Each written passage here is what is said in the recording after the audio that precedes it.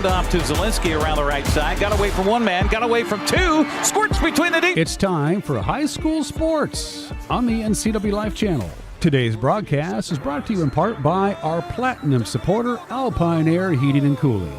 Also by Abby's Pizza, Apple Valley Honda, Biosports Physical Therapy, Caldwell Banker Cascade, Dick's Heating and Air Conditioning, Global Car Care, the Highlander Golf Course and Grill, Sangster Motors, Save Mart, and Valley Tractor. Now let's go live to the gym for high school sports on your local TV station, the NCWLIFE channel. All the way himself for the touchdown. Beautiful read by Ryan Branham. He'll score from 20 yards out.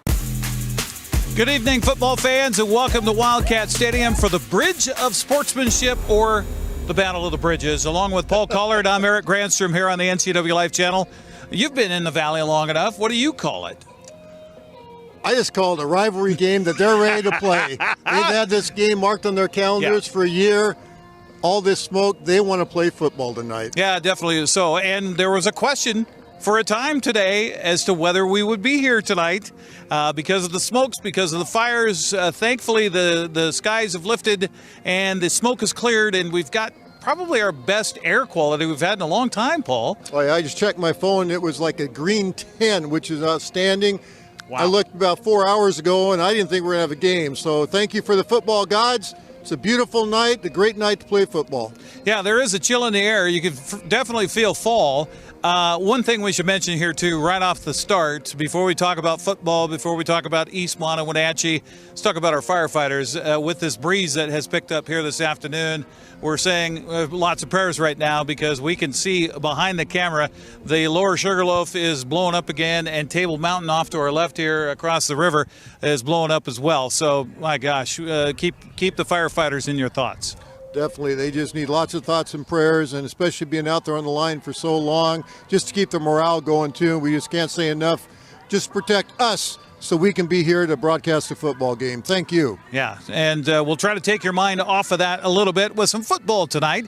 As the Eastmont Wildcats come in, they ride a 9-game winning streak against their Cross River rivals. Wenatchee would love to finally get a win. Yeah, you have to go back to fourth graders like a dozen years ago almost to get a win for the Wenatchee. So Eastmont wants to keep that streak going. Wenatchee wants to break it. It's a rivalry game. Let's see what happens. Yeah, Wenatchee has been the road warriors so far this year because of the smoke. They've yet to have a home game in the Apple Bowl. I mean, they only had to come across the river tonight, but they would love to play a game at home. They're crossing their fingers that'll be happening next week, but they didn't have to travel far. The one thing about this matchup that's a little interesting is you can see behind us, we got a natural grass surface. This is the only natural grass surface in all of the Columbia Basin Athletic Association, and you look at speed and things like that. Eastmont's a running attack. They've got speed, but they're used to this surface. Yep. It all just comes down to the battle tonight. But if you're used to playing on field turf or turf, you can make quick cuts. You can get a lot of things happen real quickly. As Eric said, Eastmont's used to this field. We'll see if that gives them a home field advantage tonight, too. Paul Collard has a extensive background with officiating across the country, as a matter of fact, in the collegiate ranks. And so he'll also help me out because in the booth sometimes we get a little lost in the weeds on, what's happening on the field with those yellow hankies and things like that. We hope to not see a lot of that tonight. We hope it just is determined between the lines and between the two teams. Yeah. I was official for 28 years between high school and college, and really, the officials don't want to throw flags out either. Messes with the game, and we just want the game to keep going. We throw them when we have to. So let's hope we have a flag-free night tonight. Well, and I should mention that Paul is a Hall of Famer, by the way, for his officiating. So congratulations to you, Paul. I don't know about you, but are you ready for some football? I know we are. It's coming up next. It's Eastmont. It's Wenatchee. It's the Battle of the Bridges. It's the Bridge of Sportsmanship. It's the rivalry game. We'll talk X's and O's coming up as we continue with the pregame show right after this. Apple Valley Honda is bringing the future of driving to you. Introducing the all-new, all-electric Honda Prologue EV. Say goodbye to gas stations and hello to a whisper-quiet ride and zero emissions. The wait is over. Finally, a local option for a quality EV from a brand with a track record of exceptional quality and reliability. Experience the Honda Prologue EV for yourself at family-owned Apple Valley Honda. Stay close to home and visit us at Apple Valley Honda today for the life you live. BC Outdoor Sport Fishing TV, Season 14. Join your host Mike Mitchell and his special guests as they explore some of the most exciting fisheries BC has to offer.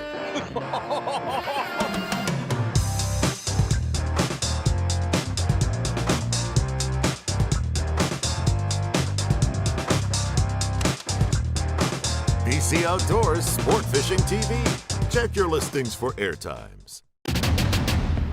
Welcome back here on the pregame show, along with Paul Collard, Eric Granstrom with you as we get ready for the matchup between Eastmont and Wenatchee. We talked about how the Wildcats have dominated this for quite a while.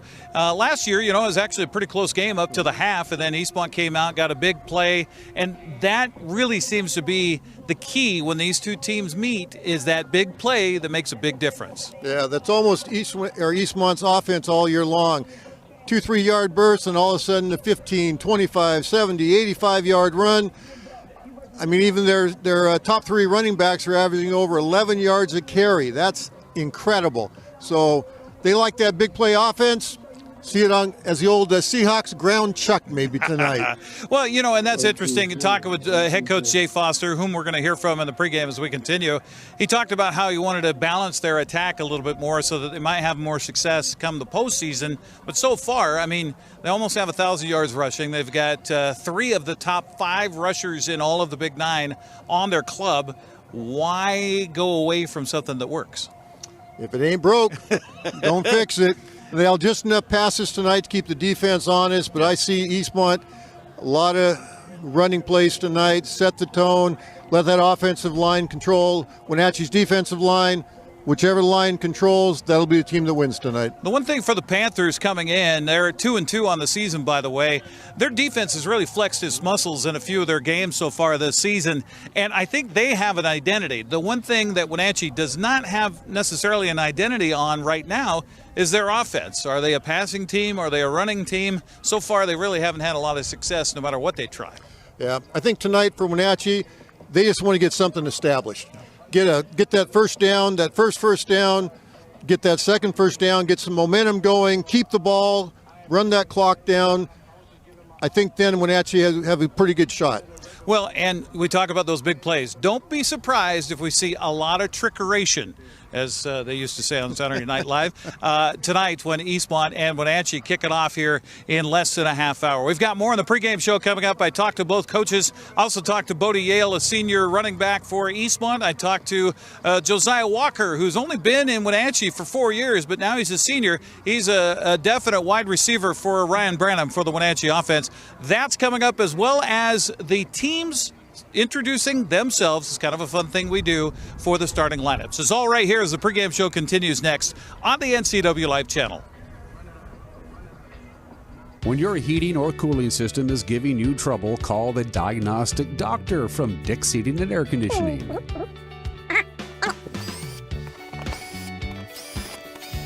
Here's the culprit right here. All joking aside, when you call Dick's, you're calling 35 years of experience at customer service right here in the Wenatchee Valley. Dick's strongly believes in repairing before replacing, and they service all major brands of HVAC units. Highlander Golf Course and Grill, located in East Wenatchee, offers terrific views and challenging play for golfers at every skill level. From the golf course to the grill, you don't need to be a member to dine in style and play golf too. Highlander's well-groomed fairways and greens keep it difficult, yet friendly for your regular rounds of golf or a new destination for you and your out-of-town friends. Contact the Highlander Pro Shop today to schedule your tee time, outing, or tournament. Open 7 days a week, where everyone is welcome to play and eat. Pregame show continues here on the NCWLIFE channel as we get ready for the Bridge of Sportsmanship, talking with Taylor Mitchell, head coach for the Wenatchee Panthers. Coach, last week we knew Moses Lake coming in was going to be a good challenge for you guys. Game gets moved to Moses Lake. You guys are road warriors once again. Talk about those wave of emotions. Yeah, I know the kids want to play a game in the Apple Bowl, and hopefully that'll come a week from tonight. Mose Lake's a really good team, and until someone knocks them off, they're going to be the favorite in our conference. Even when their quarterback graduates after this year, they'll probably be the favorites again next year until someone can knock them off. I think their defense has really improved tremendously, and that's kind of what's hurt them, I think, in the playoffs the last few years, was getting stops. And Jay was, I think the plays he made on his feet, I knew getting stops was going to be a challenge, but I think he was a good player last year, and I think he's improved tremendously as well. So all around, just a really good football team. So as you come out of that and get ready for Eastmont, you talked about this being the dirge of your season right now. Talk about this matchup as you get ready to take on the rivalry game. Yeah, I know that as the head coach and even as being an assistant here, we're going to get our best week of practice from our kids all season this week leading up to this game. It means a lot to our kids. We're going to play in front of a great crowd, probably the best crowd that either team will see all season, whether it's here or over there. And they'll have all their family and friends. The whole community will be out there. So I have no doubt that our kids are going to play hard. I've coached some teams that haven't done so well here in my years past, and 1-9, 2-8 teams, and there's a couple of years where 0-0 at halftime. Yeah. So it's kind of throw the records out. They're a really good football team. They have some really good speed on offense. Their defensive line's really solid. They have a good linebacker. Overall, they're a solid football team, both sides of the ball. So it's going to be a challenge for us for sure to be able to move the ball, get stops. But I have no doubt that we're going to be able to do some of those things because it's a big game for our kids and the emotions will get going. So it'll be fun. I don't know if it's any difference from any other Friday night, but this game always seems to be a game of big plays. Yeah. One side or the other that shifts momentum, and then suddenly there you go. You expect that tonight? Yeah, and we saw it last year. They had some big plays on offense. We had a kickoff return for a touchdown. We had a couple big receptions offensively for big plays, turnovers. There's tons of swings and momentum last year. And I thought last year was by far the most evenly matched game we've seen since I've been here at Wenatchee High School. So we're talking pre-2020. So I expect to be the same. It's going to be a game of huge swings, of momentum, and it's being able to handle the haymakers that they throw, right? Be able to handle the next blow and then be able to deliver some blows back as well. We're going to talk to Eastmont coming up here in a little bit, and their coach and a player from their side. And it's not like when I was in high school and played football. I didn't know our rivalry kids. I didn't know the other guys on the other team. These guys know each other, right? Mm-hmm. Yeah, they do. I think that's what makes it fun too. And I think there's a real mutual respect. I talked to Coach Foster yesterday. I think there's a real mutual respect between our kids. They're going to compete really hard, but the dirty stuff after the plays, I think we see that from other teams in our league when we play against them. I think our kids will play hard whistle to whistle, and after that, there's really typically not a lot of extracurricular activities and penalties. Again, I think there's just heightened emotion going into this game, and so I know the kids will be ready, but I think there's a mutual respect. The kids know each other. They'll play hard, but I think they'll play clean also. For your seniors, they haven't beat that team. How is that even more important for those guys? Or is it just, we'd like to get a win? Yeah, we just want to win. I don't care if we're playing Eastmont, Davis, West Valley. We want to win. It's another league opponent. These league games mean a lot to be able to make it to the next stage of your season and go to the playoffs. And so, it's a rivalry game, but I don't think it matters who it is. We want to beat them. Yeah, it means a lot to our kids. I think it's because they know, the kids that they're playing against. But it's another game on our season. Yeah, we want to win, but I want to win because it's our next opponent. That's it. What will it take for the Panthers and for you guys to be victorious in this game tonight, and for us to be down on the field talking to you afterwards as a victorious coach? I think the turnover battle. I think offensively, having a clean game, defense has got to be able to get some stops, create some turnovers.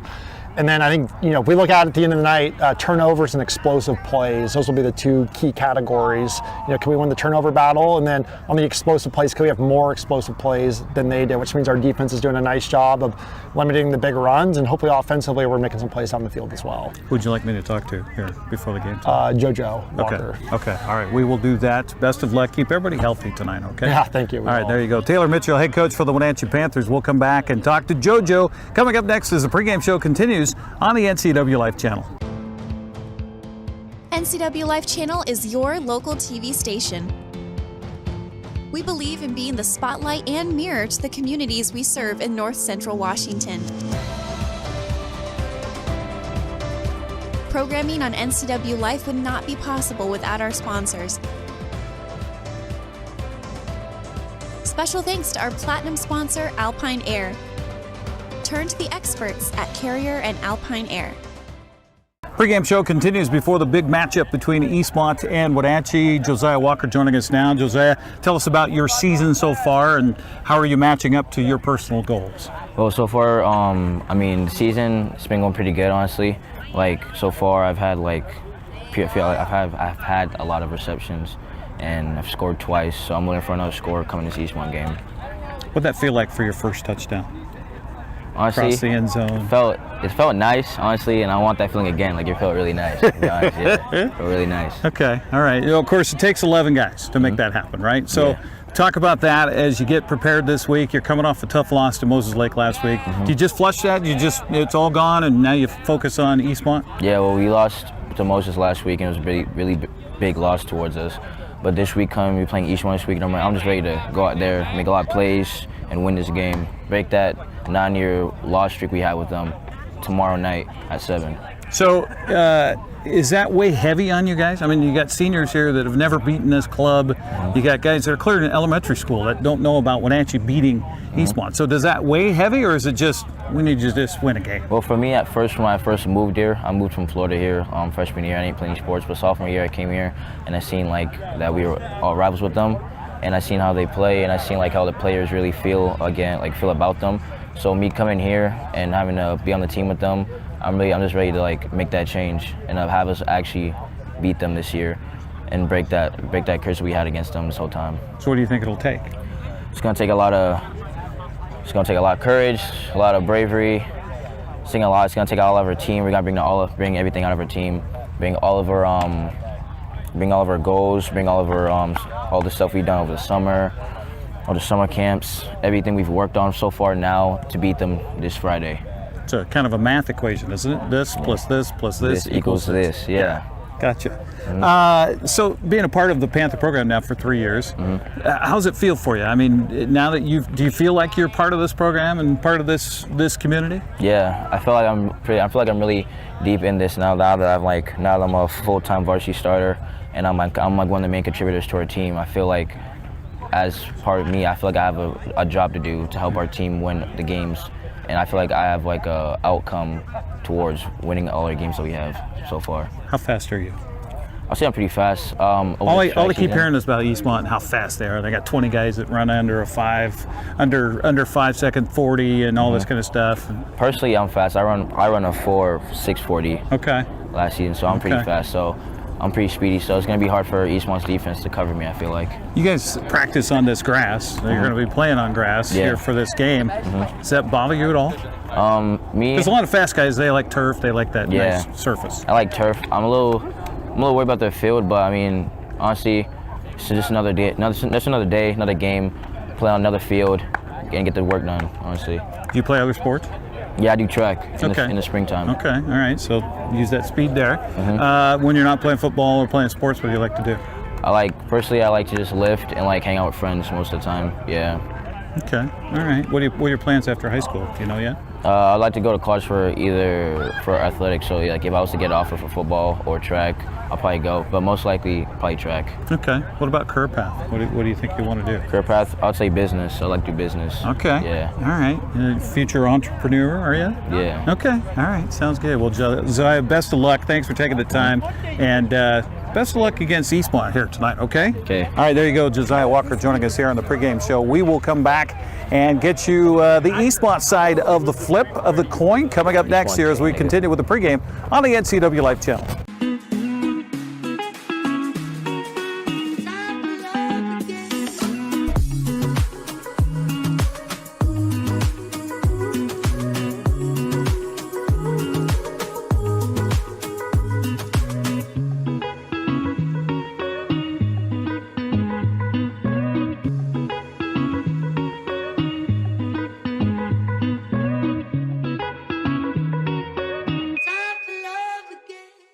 Pregame show continues here on the NCWLIFE channel as we get ready for the Bridge of Sportsmanship. Jay Foster with Eastmont joining us now.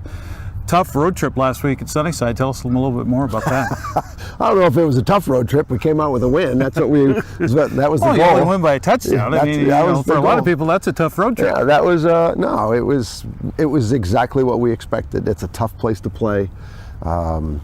They play hard. There's always seemed to be something in there that kind of flips some things,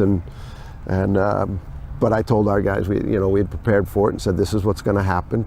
Be ready for it. When it does happen, we've just got to battle through it. And I thought the guys did a great job of keeping their cool and doing what we had to do to pull it out. Did you get other health-wise okay? I know you lost a couple of guys along the way here. So how are you as you get ready for Wenatchee tonight? Good. Javin Britton had his ankle. Yeah, had the ankle. He sat, but he's good to go. Okay. So we're back. I mean, we got the typical bumps and bruises that happen at this time of the year right now, but nobody that's going to be out for any reason. Okay. So we should be good. You guys are on a 9-game winning streak against that Cross River rival with Wenatchee. Does that put added pressure as a coach going into it, knowing that there's that history there that they would love to knock you guys off? Well, it's one of those deals where that's an outside thing, because the one thing that we've talked about, and I've talked about ever since I've been here, is that this group hasn't beaten Wenatchee yet. Right? And so I try to explain to them, I said, what's happened prior to, somebody else has done. We didn't do it. Now we're tagged with it because we're the Eastmont football team, but the bottom line is we have to go do it. And we've talked about it already. I said, do you want to be the one that, that I don't want to say people kind of forget about if you continue to win, because I don't know who won, game 5. Right. Right. But you will know who loses the one after a 9 or a 10-game winning streak, So, we talk about that and have talked about that as we have to focus. We got to come out. It's a rivalry game. I still don't care what happens, what records are in a rivalry game. It's going to be a great football game, and we got to come, and we have to win this football game, not anybody else. It's a different world when you and I were teenagers and we had the rivalry game against whomever it was. I didn't know any of those guys. Now you got players that know these guys, right? Yeah, absolutely. Friends. Frenemies, whatever else term that they use, and it's right across the river, so that's obviously proximity. And then the cell phones, where you can go back and forth in a blink. I don't even have to know who they are. I'm just sitting here texting away at them or yakking at them, and so that brings a little bit more to it, and so they know more about each other than they probably should, which just adds fuel to the fire. Let's talk a little X's and O's here. As you look at them, and I don't know how much you learned from the Moses Lake tape, but as you look at them, what do you see? They've got some players, and I don't mean that like negatively, like they don't or they shouldn't, but they've got some players. They've got some people that can make some things happen. The quarterback can throw the football. They got a couple wideouts that can make some things happen. They got a couple big O linemen and D linemen that can create some havoc. So, there's always somebody there. One of the things we've always tried to do, regardless of who we play, is, what are their strengths, what are their weaknesses. We want to attack their weaknesses and try to minimize their strengths on both sides of the ball, and we'll continue to try to do that. This game has been, it seems, since we've been covering it on TV, about big plays. It's a big play here, big play there, momentum, and then boom. It's one of those types of things. Your team has shown the ability to have those big plays. Right. They've also shown the ability to have those big plays. Is that what's going to happen here tonight, maybe? Historically, that's the way it works. You look at any sport, and we talk about the unforced errors, I guess, is a nice, easy way to put it, because regardless of the sport, we can't turn the ball over, we can't have stupid penalties. On defense, we can't give up big plays and have, those moments where we go blank and forget what we're supposed to be doing. So every game is built on big plays and mistakes. Well, best of luck here tonight. Thanks, Keep Eric. Everybody healthy. Absolutely. All right, there you go. Jay Foster joining us here on the Pregame Show. We're going to come back and talk to Bodie Yale, right? Bodie Yale, yes. Bodie Yale. That's going to be next here as we continue with the pregame for the Bridge of Sportsmanship here on the NCWLIFE channel. For over 35 years, the Sangster family has been not only representing GMC, but the entire community. As one of the few family-owned dealerships in Washington, you can count on our personal integrity, which has spanned over 3 generations, to ensure your satisfaction. Sangster Motors stands behind everything we sell, from GMC professional-grade products and service from a professional-grade dealership. Remember, caring about your family is what brings you back to ours. Pregame show continues here on the NCWLIFE channel as we get ready for the Bridge of Sportsmanship, Eastmont and Wenatchee. We've got Bodie Yale here. Do you guys call it the Bridge of Sportsmanship, or is it Battle of the Bridge, or what do you call it? We just call it the Battle of the Bridges. Okay. This is what we call it usually. All right. Slobber knocker. Yeah. Talk about your season so far and how you guys are coming from your perspective. I think we're doing really good. We're on a roll right now, especially offensively. We're getting after it. The defense has had their moments, but they're doing really good too.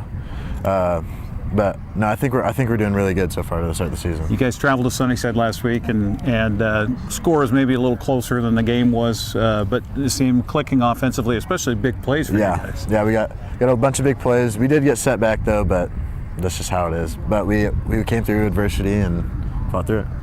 So how many of those guys do you know over there personally at Wenatchee? Wenatchee? A lot of them. Yeah. I played baseball with a bunch of them. So. Yeah, right. Yeah. So is there a little, fun smack talk? Is it serious? What's happening this week? Oh, it's a little bit of both. I mean, it's super fun just to play against your buds, and then but it's also serious because you do want to beat them. But no, it's just like a both, And you don't have to even probably think about it, but for them, for these seniors especially, they've never known a win against your team. That's got to be a little disheartening, I would imagine. Yeah, if you put yourself in their position. Yeah, I'd feel the same way. But I don't know. They're gonna show up. We got to show up too. So I was just talking to your coach. Is this a game about big plays? You think, just like you guys have had the propensity to do? They've had some big plays as well this year. It could be, but I hope it's not just big plays, because if it is, it's hard to say who'll win that. Yeah. But hopefully we can just go and attack, and we won't have to worry about the big plays a bunch. Talk about your guys' ability, and it seems every year Eastmont's got 2, 3, 4 guys that can carry the rock for you, and what you do offensively. I mean, do you like that, or would you rather be the bell cow and carry it 30 times a game? I like how we're so spread out and everything, because we got a bunch of really good backs right now. We got Ethan, Austin, who's fast, and Javin. He wasn't there last week, but he's good. Okay, so I'm going to ask you, who's the fastest? I mean, Coach was saying you got 20 guys that ran under a 5.40 this last summer. So who's fastest? On the team or the running back room? You're on the team. Probably our quarterback. Peyton's faster than the rest of you guys? I think so. I mean, we also did get this one kid from Central Valley, I think. He runs pretty fast with Peyton too. Okay. But, all right. As far as when you're not playing football, what do you like to do? I just like to watch sports, hang out. So being a baseball guy, you watch some playoffs right now. Are you a Mariner fan? Are you I hope rooting the Mariners on? I hope they win. I am also rooting for the Dodgers too. I love the Dodgers, but wouldn't that be something for you then? That would. Mariners Dodgers World Series. I'd root for the Mariners, but that'd be kind of taking your mind off of football a little bit, wouldn't it? Yeah, a little bit, but that's fine. How about just hanging out, social time? What do you like? Just hanging out with my family, hanging out with friends, just going, doing whatever. So, baseball, is that your future? Yeah, okay. I hope so anyways. Okay, well, what's the game plan? Do you have one yet? I actually did commit to WVC, so I have another at least year to play. Okay, all right. Any thoughts or hopes of Apple Sox in the summertime too? I would love to play for the Apple Sox. I mean, that'd be cool. I love just watching them. I've watched them since I was little. I love the way they play. You've had some halfback options, using that baseball throwing arm. Which is better, strikeouts or a pass touchdown? Pass touchdowns a little bit harder to do. They are harder, yeah. I mean, that one I had Moses was pretty nice. Yeah. Does anybody ever call you Yodi Bale? They do, actually. Really? Yeah. Okay. I think I did it once, announcing a baseball game when you were a freshman. So, yeah. Well, best of luck. Stay healthy. I will try. We'll talk to you again soon. Okay. Thank you. Bodie Yale joining us here on the pregame show. We'll come back into the starting lineups that the guys will do for themselves. That's coming up next here on the NCWLIFE channel. Well, and we're going to come right back now here to the field because we're about ready for kickoff. Wenatchee won the toss and deferred to the second half. So Eastmont will get the ball first here to start off the Bridge of Sportsmanship. Austin Zielinski is back deep for the Wildcats. He's back there along with James Corlett, who was out last week with a sprained ankle, but available here tonight. Meanwhile, for the Wenatchee Panthers, teeing the football up and getting ready to get things going here is Daniel Stillwater. And we are just about ready to get going here for the 2025 Bridge of Sportsmanship, or Battle of the Bridges, if you will. Low line drive kick will be taken by the return man at the 5 to the 10, 15, 20, waiting for a block. He's dancing still on his feet across the 30, and that's where he's finally driven down. Wenatchee or Eastmont will have pretty good field position to start the football game at their own 31-yard line. Along with Paul Cullard, Eric Granstrom with you here on the NCWLIFE channel, as we'll get the kids a chance to introduce themselves coming up here in just a moment. Of course, the quarterback is Austin Zielinski. He's a junior. He's got his brother out there who just returned that kickoff, as we're underway for this 58th meeting between these two schools since it began back in the 50s. Dax Dixon will shift from right to left here as a tight end, and they'll shift Bodie Yale in the backfield from left to right. Now in motion, they're going to hand it off to Ak Bodiak, and he will go around the right side, look for a block. He's got 1 and 2, and he's across the 45 out near midfield. And a good gain on the first play of the ball game for Eastmont as they take it all the way out to the 49-yard line, gate of 18 yards. Yeah, 2 great blocks on that play. Eric just sprung him and got that nice long run. Great job. So Ak Bodiak or Ak Bodidy, there we go, Ak Bodidy. I got to get that right. Boy, I've been working on it all week long too, as a matter of fact. So first down for the Wildcats. They do a snap to the halfback, and that is fumbled and then covered by Zielinski. As they tried to snap it back, Jamin Britton stepped in. The ball goes over his head. Got to remember that Eastmont is with their backup center after they lost their starting center back against Davis to a knee injury for the season. So a loss on the play with a fumble and then covered by Austin Zielinski to the 45-yard line. Second down, 14 from the right hash mark here for the Wildcats. Turn, handoff, and from a right to left position is Bodie Yale. He's trying to pick his way forward, but Wenatchee smells it out nicely. Defensively coming up for the Panthers up front on that tackle was Luke Flugie, and boy, he's a big fella in there here for the Panthers at 6'4", 260 pounds. And he's still growing, Eric. He's just a kid. He's just a kid. Out to the 47, so still going to be double the chains here. Third down, about 12 yards to go for the Wildcats. We'll see if they go to the air here early going. They have not had a lot of success through the air so far this season for Zielinski. He'll turn, they'll do a double handoff counter play, and then Wenatchee's there. They're going to sniff it out and stop it at the 50-yard line as Austin Zielinski will get the counter play out to, well, they're going to say he stopped at the Wenatchee side of midfield. We'll see now on a fourth down play and long if the Wildcats going to go for it. They will not. Dax Dixon will come out and put the football away. So victory both defensively and morally here for the Wenatchee Panthers. Yeah, Wenatchee should be very proud of that. Gave up the one long 18-yard run, but stopped them for only 1 first down. So great job by the Wenatchee defense. All right, now the Panthers bring in their return man, and a good pass from center to Dixon. He'll run to his right and then punt it away from the return man. It's going to go out of bounds on the far sideline. We'll see where that finally rests according to our officiating crew here tonight, and looks like it's going to be around the 13-yard line. And so 3 and outs. Well, they're marking it up to the 25, Eric. Are they? Okay. Yep, they were pointing at each other, so about a 26-yard kick. All right, so it'll be Wenatchee football for the first time here tonight with 9:38 to go in this first quarter of play, and watch for Wenatchee to maybe try some trickeration right away.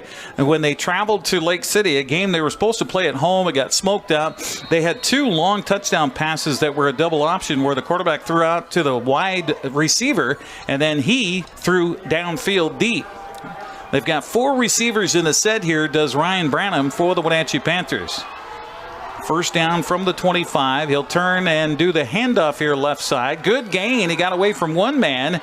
And out across the 30 to about the 32-yard line is the running back for the Panthers.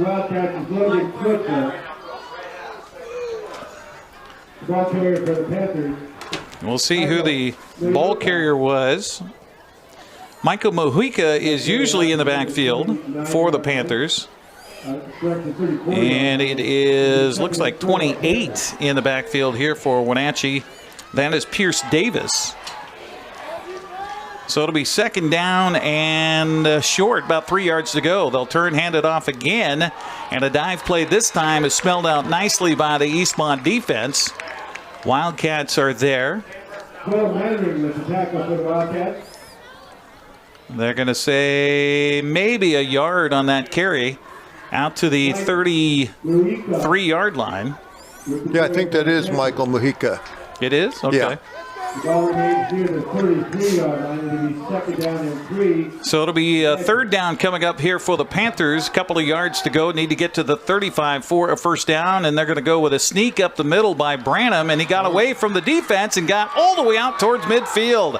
Squirted out of there somehow, and Ryan Branham gets up pumping some fists as he got through the initial line of attack. Will take it out to the 49-yard line, gain of 16 yards. Yeah, that just completely fooled the Eastmont defense. They actually tackled the up back, and he came through and got a nice run. Good job by the Wenatchee team. Get that, we talked in the open, just get that momentum going, get a quick first down, and see what they can do with it. So the Panthers, after a struggle bus last week, of course, against the Moses Lake Mavericks, anybody's going to struggle against Moses Lake, trying to rebound from that 56-0 loss a week ago. Sent a man in motion. That's Walker from right to left.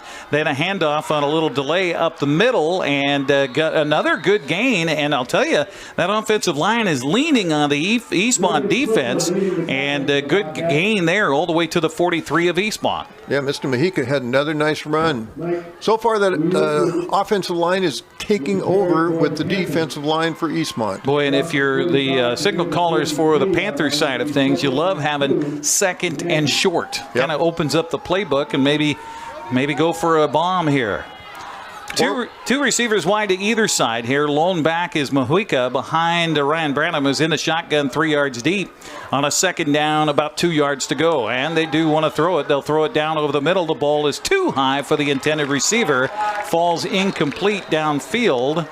And I heard an extra whistle. I was thinking maybe I saw there is a flag down. So we'll see maybe if it was a hold on the defender as the receiver sprinted out of the wide out position and streaked downfield. Looked like there was some kind of a little grab beforehand, or even a little bit close to where the ball was almost caught. The officials talking it over on the far side. Flag was down at the 41-yard line, so we'll see what the flag is. It's pass interference defense, they're going to say. And again, we need to remember that there is no uncatchable ball in high school football. If they're making contact with the receiver and the ball comes that way, the flag could certainly come flying. And pass interference against the defense is a 15-yard penalty. So the first penalty of the ball game comes against Eastmont, and that's been something that they have certainly had a bugaboo about in the past. And now we're going to get a flag from the near sideline, and we're going to get maybe some unsportsmanlike against the sideline for the Eastmont Wildcats. Yeah, I think a little frustration there. A little frustration by the head coach of Eastmont. No, it's a sideline warning, so that's the first sideline warning they get. Apparently somebody was out on the field expressing themselves. Well, the first one's a freebie, so now they've set the tone. Kirk set the tone for the sideline on the red sideline here. So the penalty will take it all the way to the Eastmont 28-yard line. Wenatchee sniffing first points here of the 2025 Bridge of Sportsmanship. Branham sets the offense. They're going to turn, handoff again. Mojica, he's got big gain to the 10, to the 5, into the end zone. Touchdown, Wenatchee. And how about the Panthers coming out and making a statement here in the Bridge of Sportsmanship? Outstanding run. He saw that goal line and he picked up the pace. Saw that green, he kept going. Great job by Mr. Mojica. So a touchdown run of 28 yards, and right now the Eastmont sideline is in stunned silence with 6:56 to go here in the first quarter of play. How about that? Yeah, even the coaches are down there kind of shrugging their shoulders and look at each other on the Eastmont sideline like, what just happened? So they make 3 and out on defense, and then right down the field does the Panther offense go, and here's the extra point on the way, and it splits the uprights, and it's good. We won't take a break. What I'll do is I'll let the kids introduce themselves.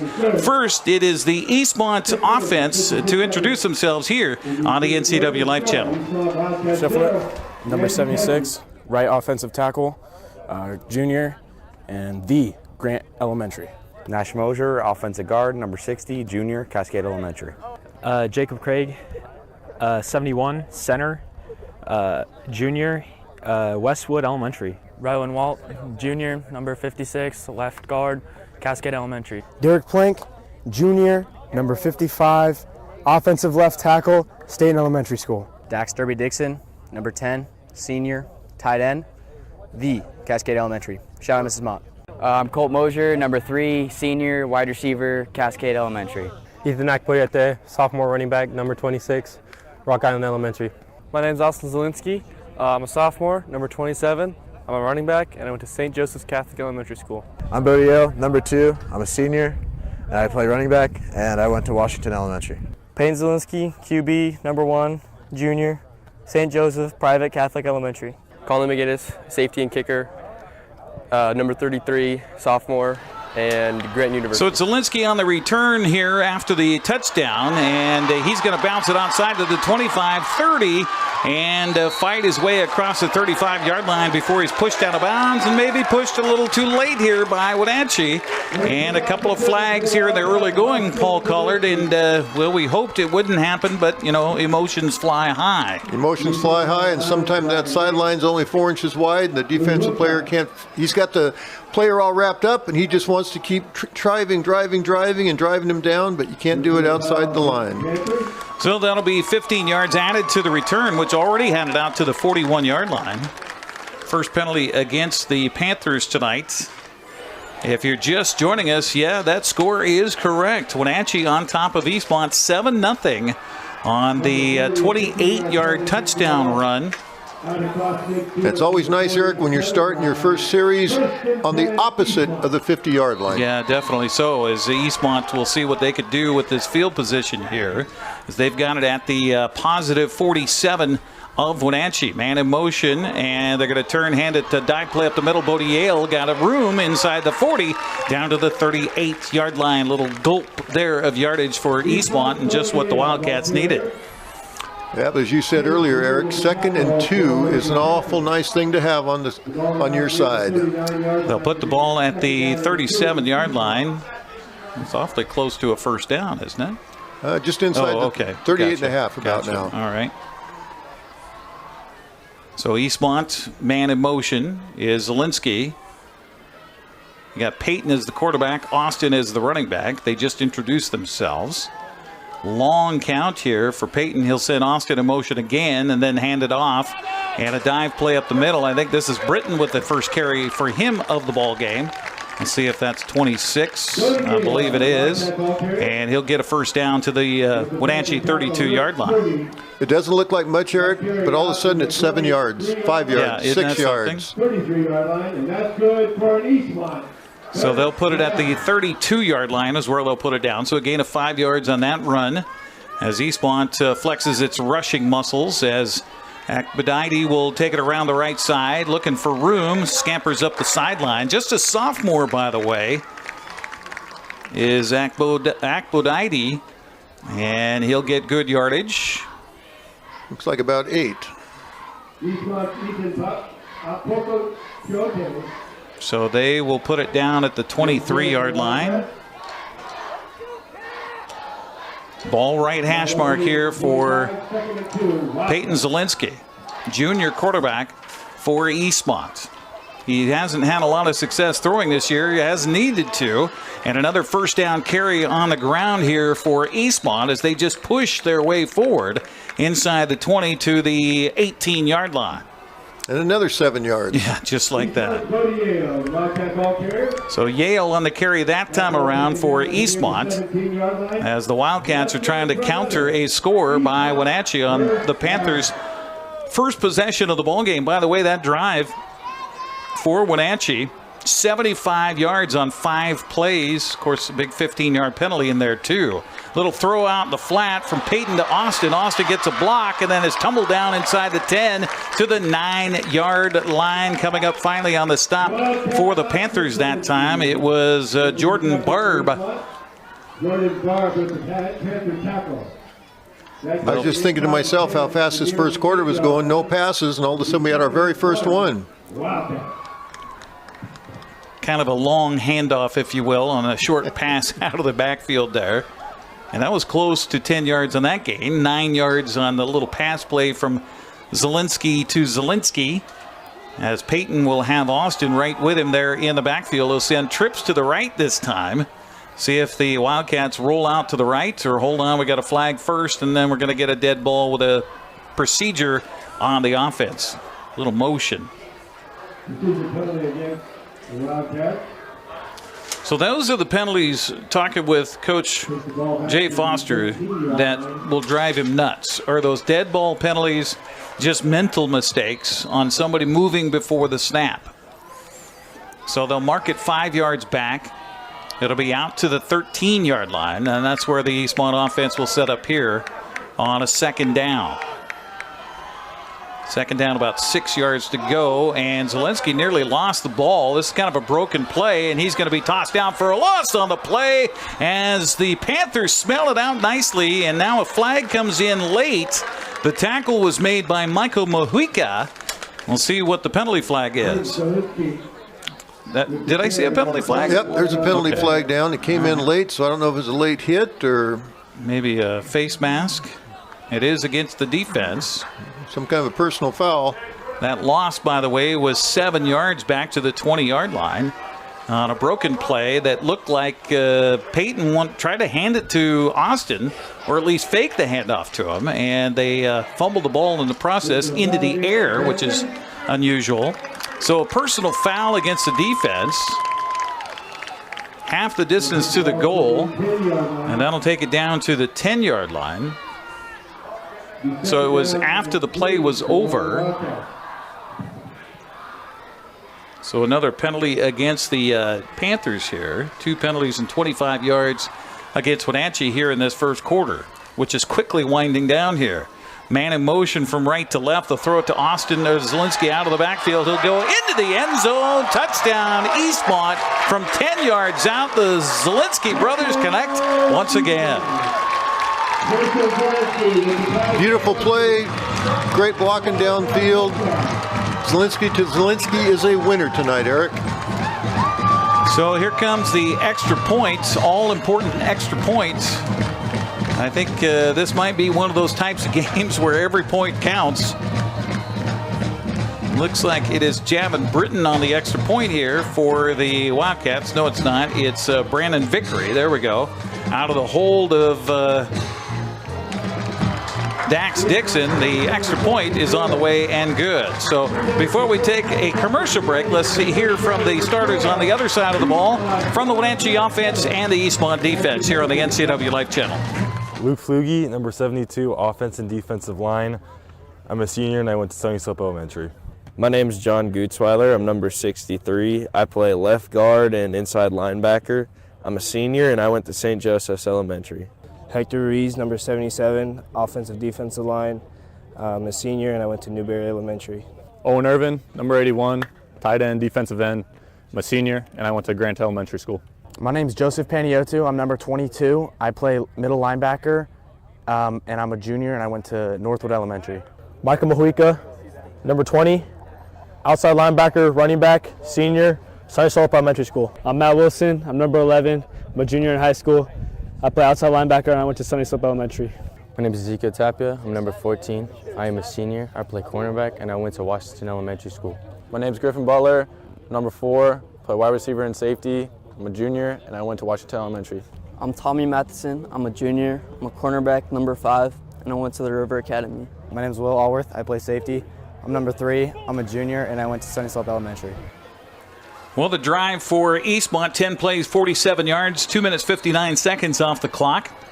The touchdown pass from Z to Z, the two Zielinski brothers. And the ensuing kickoff is high, end over end, coming down to the return man at the 5, to the 10, 15, then trying to dance around to the 20. Got away from one man, and then finally tackled down at the 21-yard line. Pretty decent scampering return that time for the Panthers. Stowe McGinnis or Josiah Walker? Okay. 15, Josiah Walker. Boy, I'm having a heck of a time seeing those numbers, Paul. Thank you very much. So time winding down here in the first quarter. 3:39 to go as Wenatchee will get their second possession of the football game. So far 2 possessions and 1 touchdown for Eastmont. 1 possession, 1 touchdown for the Wenatchee Panthers. And now let's see how Wenatchee turns around and comes back. Just got scored on. Momentum's changed a little. Let's see what Wenatchee can do with the ball. First down at its own 20. They'll put the ball at the 22, looks like. So first down and 10 from there for Ryan Branham as Eastmont jumps offsides, and that'll be another 5 free yards. And it's been kind of a theme here in the early going with some hankies all over the place. Another mental mistake. Those dead ball ones, you can't do those if you want to keep on winning. Those dead ball mistakes will hurt you. 3 penalties, 25 yards unofficially for Eastmont here in the game so far, as that penalty will put it out to the 27-yard line. That again opens up your playbook if you're Coach Taylor Mitchell for the Wenatchee Panthers, who does call the offense, by the way. Ball right hash mark. Eastmont 4-5-man defensive front. Ryan Branham fakes the handoff. Now he doesn't have anybody open, so he tries to tuck it and run. And we'll get back to the line of scrimmage, and that is it. Good job of pursuit here by the Eastmont defense, and tackle up front made by Logan Schmutzler, who will call his name a lot.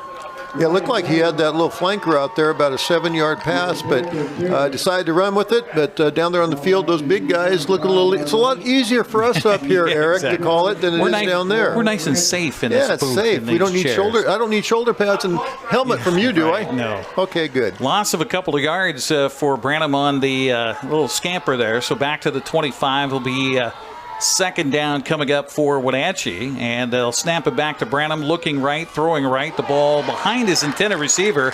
Branham dumped on his can right after he got rid of the football. He had pressure right in his face, and it's an incomplete pass. And I think Wenatchee, you got to feel pretty good that that was incomplete, not turned over. Adrian Rodriguez with the pressure on Branham. Yep. Now you got 3rd and long, so you're going to throw the ball, Eric. You're going to play safe and play field position coming up. Well, Wenatchee ran the ball really well in their first possession of the ball game, but now they got 5 receivers, nobody in the backfield along with Ryan Branham. And a 3rd down and long, about 7 yards to go. Looking left, throwing left, the ball in behind the receiver and touched in the air, I think, by a defender. And a nice job by Eastmont getting back there on coverage. Looked like Mercado was back there on the coverage, knocked the ball away from the intended receiver, and it falls incomplete. That'll bring up 4th down. Yep, on Branham's first pass, he got 17 yards, and he's 0 for 3 on the last 3. So it will be the very dangerous Dax Dixon back to return the punt here for the Eastmont Wildcats. And we'll see what the Wenatchee Panthers decide to do as far as their play on the punt, if they try to keep it away from Dax Dixon. Snap back is good. The kick away, a heck of a boot, line drive, and Dixon had to retreat all the way to his 22 on the return. Got a block to the 30, 35, up the far sideline he goes, and then he was trying to get back left, but is taken down at the 39-yard line. Pretty good field position again here for the Eastmont Wildcats. Yeah, nice run back. And a beautiful punt. I don't know how many yards that was, but it was farther than most high school punters are going to go. Well, let's see. They were at the 25-yard line, so that's 10, 15, 20, 30, 40, 50. That was about a 50-yard punt. Yep. He drove him back. About 10, 12-yard return, and starting on the 40, still good field position for the Wildcats. 2:35 to go here in the first quarter of play, all tied up at 7-7. It's the Bridge of Sportsmanship or the Battle of the Bridges, if you will, as they turn and hand it off. And looks like this is Austin Zielinski gets around the corner. Boy, he's so patient as he picks his way up the Eastmont sideline before he's tackled out of bounds, finally at the 50-yard line, and that's going to be good enough for a first down on the 11-yard carry. He read his blocks. He could have popped inside, but he went outside, got 10 yards, and it just keeps amazing me. These little plays that should go 3-4 yards, all of a sudden they're 7, 8, 9, that case 10-yard play. And the big fella, Luke Flugie, finally tracks him down 10 yards down the field. So good job for Luke there. Wide receiver wide to the far side right on the Wenatchee side for Eastmont as Bodie Yale goes in motion. And again, a little fumble on the snap. And boy, I'll tell you, even with all of that, there was an opportunity there for big yardage for Akbodite, but he was tripped up as he got to the line of scrimmage. He still will gain down to the Wenatchee 45-yard line, get a 5 yards. Loss of 45, 2nd and 5, Wildcats. So Akbodite is a busy man here as he's one of the 3 top rushers in the Big Nine coming into the game here tonight. He'll go in motion from left to right and then set up back left. And they will switch guy, that's Vickery, excuse me. It's Britton in the backfield, and they will hand it to Akbodite, and Akbodite will pick his way. Boy, just very patient, waiting for the sea of red to part in front of him, and then he'll take it all the way to the 41-yard line, gain of 4 yards. And another play that didn't look like it was going to go anyplace, and all of a sudden 4 yards on 2 carries, 9 yards, 3rd and 1. Great position. And that's so important for the offense for the Eastmont Wildcats to have these running backs not run past their blockers and put themselves in peril.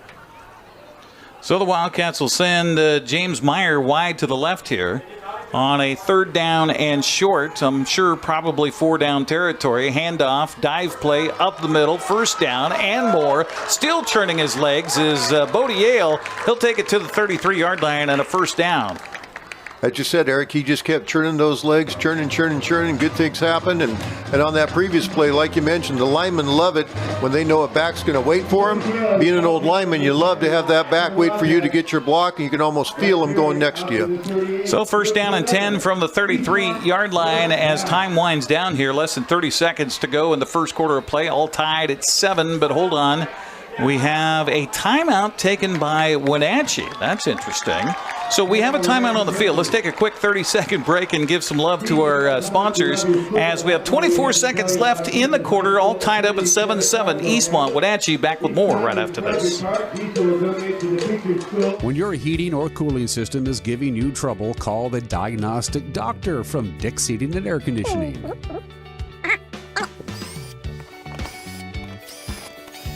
Here's the culprit right here. All joking aside, when you call Dick's, you're calling 35 years of experience at customer service right here in the Wenatchee Valley. Dick's strongly believes in repairing before replacing, and they service all major brands of HVAC units. Our broadcast of Big Nine football tonight here on the NCWLIFE channel brought to you in part by our platinum supporter, Alpine Air Heating and Cooling in Wenatchee. Turn to the experts at Carrier and Alpine Air. Give them a call today at 509-662-6842.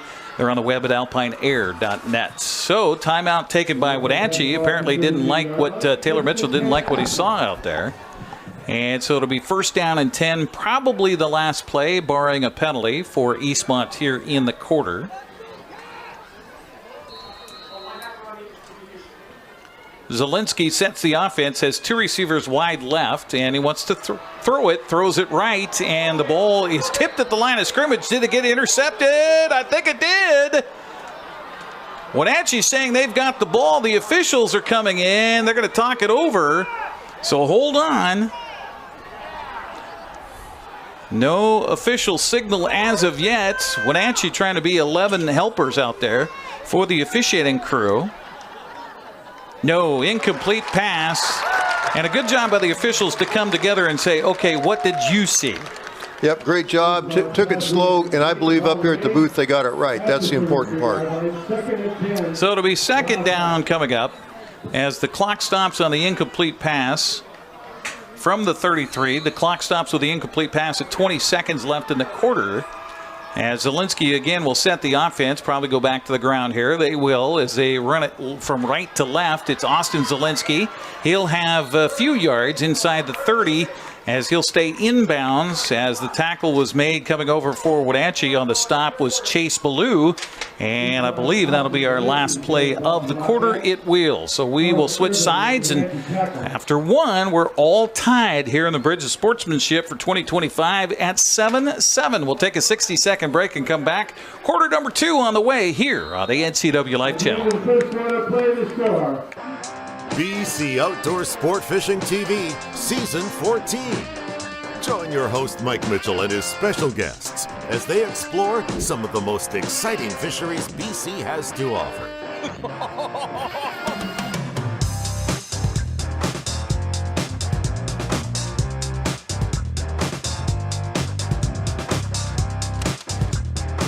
BC Outdoors Sport Fishing TV. Check your listings for airtimes. Your favorite local channel is now available for free on your smart TV and connected streaming devices. Watch live programming and catch up with the latest shows on demand. See the local stories that matter to you. NCWLIFE, now on Roku, Fire TV, and Apple TV.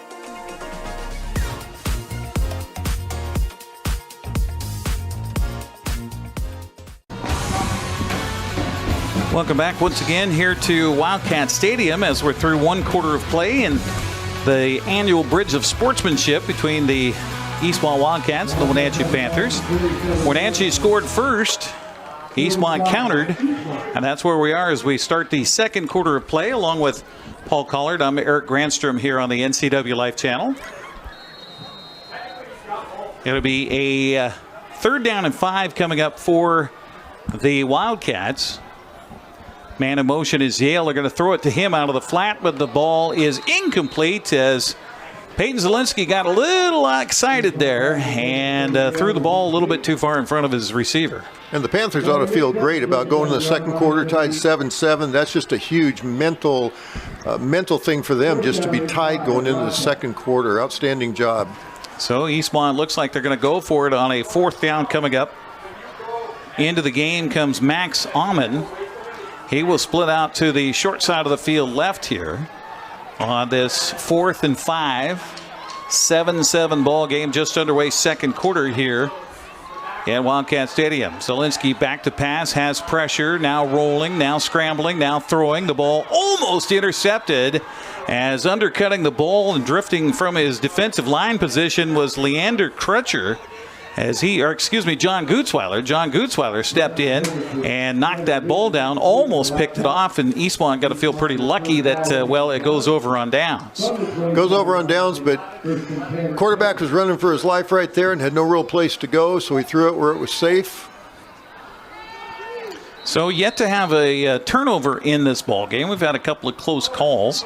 11:54 in the second as Wenatchee gets the football back, and Ryan Branham sets the offense. Shifts a man from left to right, turn, handoff. It's Mahuika as he'll take it across the 25 and out near the 30-yard line. Pretty good pursuit over there by the Eastmont defense.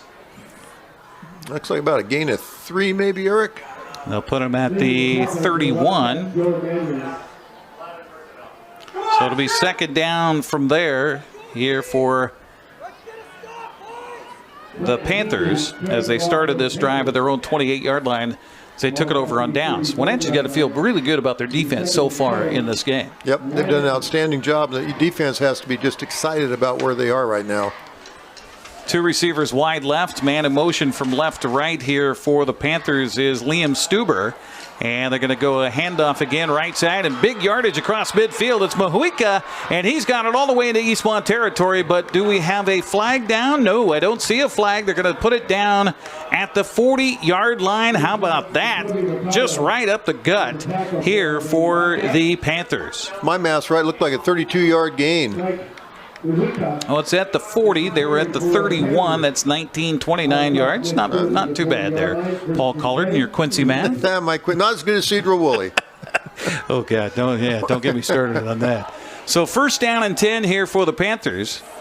as they have found a recipe for success so far. Butler splits out wide to the right to the short side, and Walker is wide left.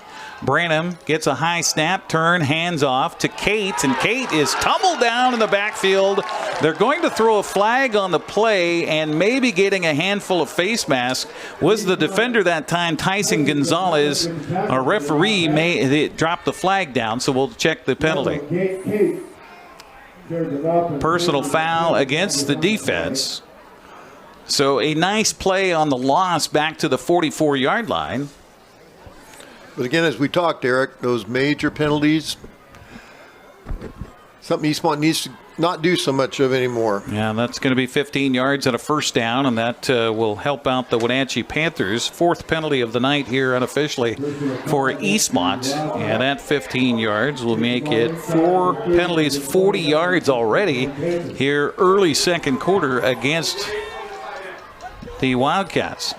And Wenatchee's finding a hole on that right side to get that ball carrier down there, to get to that first line, and they got a place to pop through. Ball's at the 29, motion man, and Branham handoff again. It's Kate. Kate will get maybe a yard or two before he's stacked up.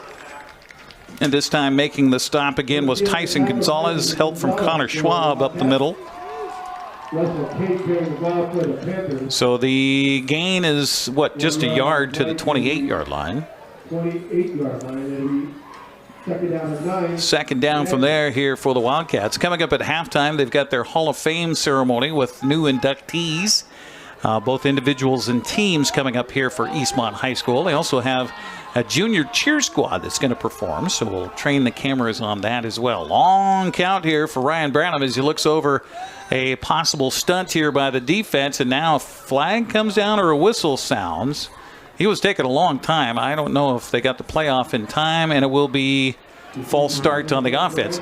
If you're a quarterback and you're trying to hold your offensive linemen that long, they're going to move. Yeah, you're not helping your line out. You can't expect those big guys to hold that stance when they're breathing heavy and they want to pop somebody. And I was looking at the clock in the end zone when it got to about 3 and 2, and all of a sudden they're rocking. They're ready to go. So after the penalty, it'll be second down for Wenatchee from the 33-yard line. Second down and long here for Wenatchee, about 14, 15 yards here before they can get a first down.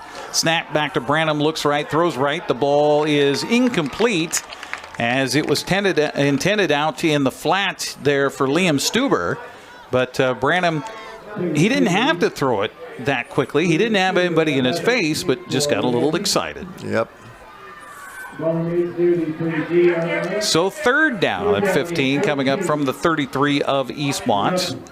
Wenatchee does have a good kicker, so we'll see if they choose to try to go with 3 points here if they're not able to gain this first down. The clock stops on the incomplete pass with 9:53 to go here in the first half. All tied at 7.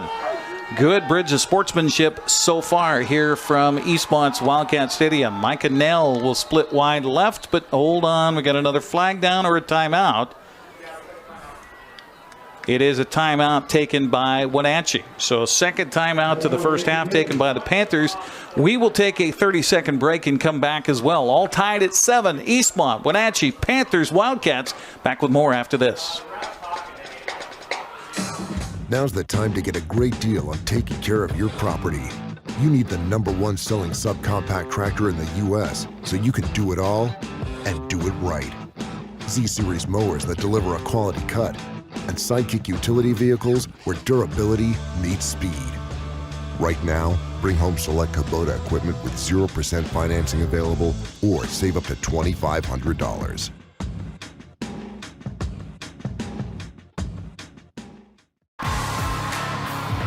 Our broadcast of the Bridge of Sportsmanship tonight on the NCWLIFE channel brought to you in part by Abby's Pizza. For more than 50 years, Abby's has proudly served the Northwest with toppings to the edge, 100% real cheese, and freshly rolled dough. Order online at abbys.com. Well, Wenatchee takes a timeout as Coach Taylor Mitchell wanted to talk it over with his offense. Seem a little out of sorts once they got across midfield here. as they'll send Walker in motion from left to right. Branham back, looks right, has time, now throws deep downfield, has a man open, he collects it, and it's in for a touchdown, Wenatchee. How about that? Beautiful spiral ball, waited for the receiver to pop open. Beautiful 33-yard gain for a touchdown. And coming up with the touchdown grab was Griffin Butler. So whatever they took the time out to talk about on the sideline over there, it's good for a 33-yard touchdown pass. And just like that, Wenatchee retakes the lead.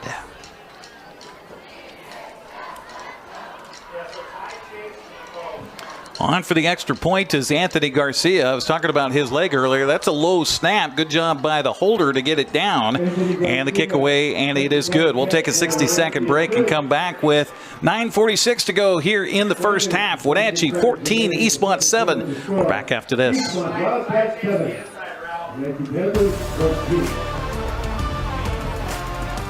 You trust the same doctor for your health and the same dentist for your smile. Trust Global Car Care to keep your vehicle running strong. We track your car's history so it gets the right care at the right time. With our 3-year, 36,000-mile warranty on parts and labor, you'll drive away with confidence. Global Car Care, your automotive experts. We service all makes and models, but specialize in Sprinter vans, Mercedes, Audi, Volkswagen, and BMW. Call or visit us today. Your favorite local channel is now available for free on your smart TV and connected streaming devices.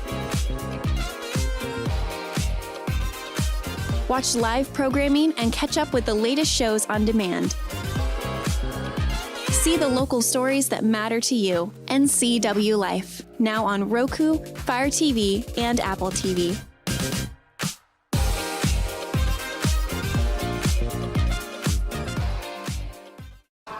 Well, an impressive drive by the Wenatchee Panthers, helped out by a couple of penalties against the Eastmont defense. 6 plays, 72 yards, 2 minutes, 8 seconds off the clock. 33-yard touchdown pass. And hold on, we've got whistle came just as they were approaching the football. I don't see a flag anywhere. Do you see a flag? I think the officials just weren't set. The kicker got a little anxious, I think. All right. Well, he didn't. I didn't hear whistle. Nope. As they were getting ready to kick it off. And you know what that comes from? That comes from our pregame discussion with the officiating crew here tonight to ask that we get a full 60 seconds after a score. So thank you to our referee tonight, Roy Hulse. Umpire is Zach Kirshner. Kirk Lyons is the line judge. Josh DeLay is the head linesman. And Al Creek is the back judge. Chelan County Officials Association, thank you. And so far they've been doing a nice job tonight. So Branham on the pass completion, 33 yards, and now an onside kick, and it is covered nicely by the up man here for the Eastmont Wildcats. As covering it was Max Aumann, who was right there ready for it. Well, I knew there was going to be a little tricky plays tonight, and there's our first one. Yep, you always got to be prepared for those, especially in a game like this. Rivalry game, anything can happen. So good job for the Eastmont team, their special teams coordinator, to remind them, I'm guessing, that be ready for anything. And once again, Eastmont has good field position. And the Wildcats going to come right out and try to get going here. Maybe a little hurry up as they got a 5-man defensive front in front of them. And Zielinski sends a man in motion. They're going to turn, handoff on a dive play left side. Not much there. Maybe to the 49-yard line would be 3 yards. As defensively coming up with a stop here for the Panthers was Zachary Paniatu. Got 3 of the Paniatu brothers, by the way, playing for the Wenatchee Panthers. It will be a second down coming up from the 49. Did you catch who was on that carry that last time? Bodiel. It was Bodiel. Yep. Okay, thank you very much. Ball at the 49 of Eastmont. They'll turn, hand it off left side, trying to get around the corner as Austin Zielinski slips through one man and then somehow finds his way up the sideline, balancing his way ahead to the Wenatchee 45-yard line. How about that run? It looked like, again, there was nothing there. Nothing there, and all of a sudden he tight ropes that sideline, gets another 2 or 3 yards. Looks like he had about a 5-yard gain again? Well, they will say he stepped out of bounds at the 47 of Eastmont. So that's a 4-yard gain from the Eastmont 49. Brings up a 3rd down here for the Wildcats, about 3 yards to go. And again, a dive play left is Bodie Yale. Bodie Yale keeps it chugging inside the 35 to the 33-yard line, and a 1st down. And give credit to that big offensive line in front of him.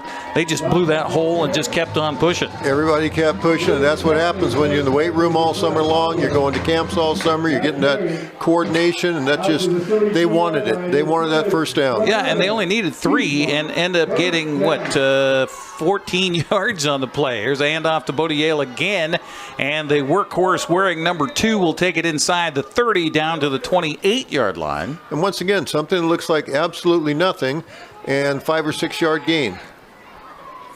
So anytime you can go 2nd and 4, 2nd and 3, you're doing great. Colt Mosier checks out of the ball game, and he will split out wide to the left here. See if the Wildcats get the Panthers thinking run, and then maybe try to go atop. They will hand it off again. The ball again is dropped on the turf, and this time it's picked up by Wenatchee. Again, the ball handling between Zielinski and his running backs has not been the crispest here tonight. And coming up with the fumble recovery is Will Allworth. Great job. That defense just looking for the ball. As you said, a little, maybe he's going to call it sloppy, getting between the running back, and sometimes that ball even gets to the quarterback. A little bit different center now. Combination of everything, and plus it's your rivalry game, Eric. So still maybe a little bit of jitters out there. Well, and we kind of say that and jokingly say, well, you can throw the records out the window when you get these two teams together, but that is definitely the case here tonight. And it's not like Wenatchee has been awful this season. They come in 2-2 on the season so far. Eastmont's 2-1 on the season. And Wenatchee gets the football back. So here come the Panthers. They'll turn, handoff, and this time a lot of leakage up front by the defensive line that got through, and Mojica is going to lose some ground, but also we've got a penalty flag thrown with some extracurricular little pushing and shoving going on between Wenatchee's Griffin Butler and Eastmont's Kamani Owen. We'll see who is the, guilty party of a flag here. I think it might come against the Eastmont defense, and that's too bad. They just made a great stop defensively. Yeah, just depends what part the official saw, if they do a one on each side or if somebody saw something a little bit more down there. The loss, by the way, was back to the 29-yard line as this possession started at the 30. But we're checking the penalty. And they are going to just offset the penalties, the two getting after one another, but also we should say that counts towards later ejection, correct? Two 15-yard penalties on the two players? For the unsportsmanlikes, not for the personal fouls. Okay. Yep, unsportsmanlikes do. So there will be no movement of the football on the penalty flag, so it'll be 2nd down coming up from the 29-yard line here for the Panthers after Eastmont pinned their ears back on that defensive play. And again, up front defensively, Gonzalez. And now we're getting pressure on Ryan Branham. They're going to take him down for a loss on the play back at the 21-yard line. Eastmont flexing it up front. This time coming up with a sack. It's Adrian Rodriguez. And Ryan Branham just had no time. No time, no place to go. And so that'll be back to the 22-yard line. A loss of 7 yards on that sack. I think that's our first official sack of the night of Ryan Branham. They've had a couple of tackles for loss, and now 3rd and forever here for the Panthers as they get a turnover, but having a hard time moving the ball offensively. Branham sets up in the shotgun. He rolls to his left, now throws back right. The ball is caught over there across the 25, and then out near the 30-yard line. Not much to do as Eastmont smelled it out nicely defensively. The ball caught by Griffin Butler, who had that touchdown grab earlier tonight. That's going to be a short gain. They're going to put it down at the 29-yard line. Gain of 7 yards, going to bring up 4th down. Yep, good job. Be safe. Throw something out in the flat. Don't do anything dumb with the ball. And if Wenatchee's defense keeps playing good, might be just a good field position change here too. So Dax Dixon, a high snap to the punter. He's able to collect it and then punt it ahead. Dax Dixon dropped the ball and now has a man right in his face, shugs him off, and then still on his feet across the 40 to the 42-yard line. And that could have been dangerous for Wenatchee on the punt. It was low and a line drive after a high snap from center. And Dax Dixon will take it out to the 42-yard line. Yeah, Wenatchee could have dodged the bullet on that one, Eric, because he got that ball as momentum was going. Misplayed it, bounced around, so we lost this momentum. That could have been an extra 5 or 10 yards. Again, if you're just joining us, your scoreboard is correct. Wenatchee is leading the Bridge of Sportsmanship 14-7, trying to win it for the first time since 2017. First down here for Eastmont as they'll try to counter. Snap back to Zielinski. Counter play to Austin. He's got one man to beat. He's able to get out of that tackle across midfield and into Wenatchee territory to the about 44-yard line. And as we said, Eric, it looks like a 2 or 3 yard gain, and all of a sudden it's 17 yards. So down to the 44 of Wenatchee. Eastmont quickly shuttling bodies on and off the field as the Wildcats want to try to keep this momentum going here on the offensive side of the ball. Britton is the slot man to the right here. It looks like Bodie Yale in the backfield along with Zielinski, and they're going to turn and hand it off, and this is Zach Bodiak, and he is caught in the backfield, trying to get away from him, but no, Wenatchee comes up and does a great job of pursuit. Again, Flugie, guess who, also helping out on the stop that time for the Panther defense was Owen Irvin, lost back to the 45-yard line. Yep, great job by the Wenatchee defense. They all held their lanes. They kept everybody supposed to be, kept that pursuit going, and all of a sudden you got a 2-yard loss to a very good running back. So Akbadaidi held for a loss of 1 on that particular run. It'll be second down 11 back from the 45-yard line, ball right hash mark. Man in motion is Zielinski, and they'll turn and hand it off to Bodie Yale right up the middle. And he gets away from everybody. Nobody saw him. He's going to squirt all the way for the touchdown. How did that happen? Wenatchee looked like they had him stopped, but nobody grabbed a hold of him, and he'll take it in for 45 yards and the touchdown. And we talked about big plays before the game. Big plays before the game, and you said exactly correct, Eric. Nobody just wrapped him up and took him down. A lot of contact, but he just kept those legs churning, and all of a sudden you got a 43-yard touchdown, 1 point away from being tied once again. Yale just somehow disappeared. It was kind of like a magic trick for the Wildcats as he just disappeared in a wall of bodies, and then suddenly here comes number 2 out the other side. The extra point on the way, and it is good. We'll take a 60-second break and come back with 4:05 to go here in the first half. It's all tied 14-14 here in the Bridge of Sportsmanship on the NCWLIFE channel. Apple Valley Honda is bringing the future of driving to you. Introducing the all-new, all-electric Honda Prologue EV. Say goodbye to gas stations and hello to a whisper-quiet ride and zero emissions. The wait is over. Finally, a local option for a quality EV from a brand with a track record of exceptional quality and reliability. Experience the Honda Prologue EV for yourself at family-owned Apple Valley Honda. Stay close to home and visit us at Apple Valley Honda today for the life you live. Whether you're a new homeowner or looking to update, Save Mart in Wenatchee has everything you need. From top-of-the-line appliances to comfy mattresses and stunning furniture that fits your style, they have it all under one roof. With great deals and expert customer service, you'll find the perfect pieces for your space and your budget. Save Mart, your local destination for quality appliances, mattresses, and furniture at prices you'll love. So after the punt, Eastmont gets the football and wastes no time. 3 plays, 58 yards, a minute 15 off the clock. And, of course, the big run, 45 yards from Bodie Yale. And the extra point ties the game at 14 all here with 4:05 to go in the first half. Exciting first half of football here for the Bridge of Sportsmanship. Along with Paul Collard, Eric Granstrom with you here on the NCWLIFE channel as Finley Potter has it teed up at the 40-yard line. He will approach, and the end-over-end kickoff is going away from the return man. Will skip into the front corner of the end zone, and that'll be a touchback. And so Wenatchee will have the football.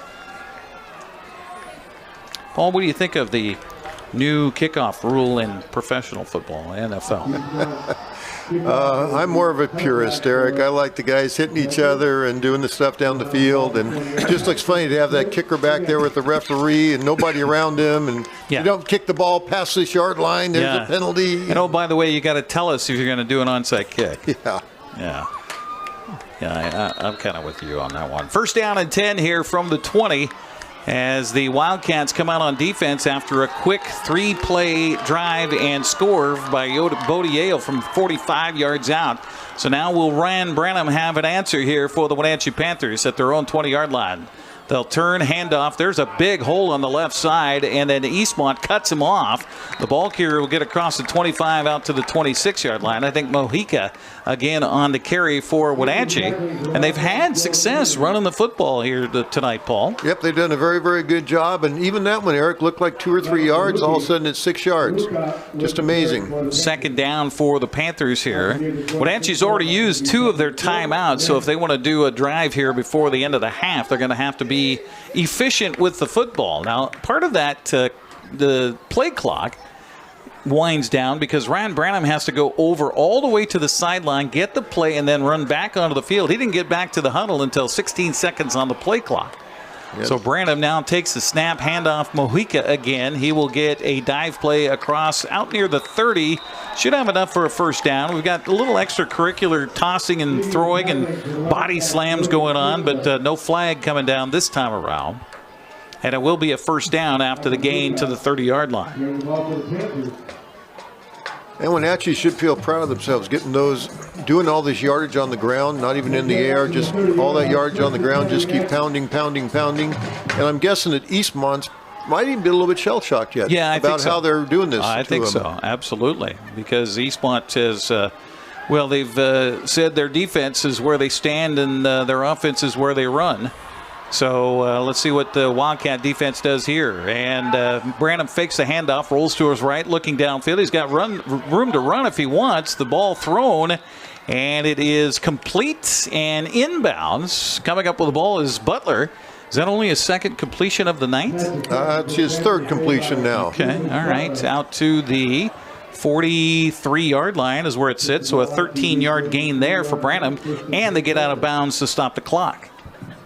And Brandon went 0 for 5. Now he's made his last 3 passes, 33 yards, 4 yards, and 13. So he's warming up.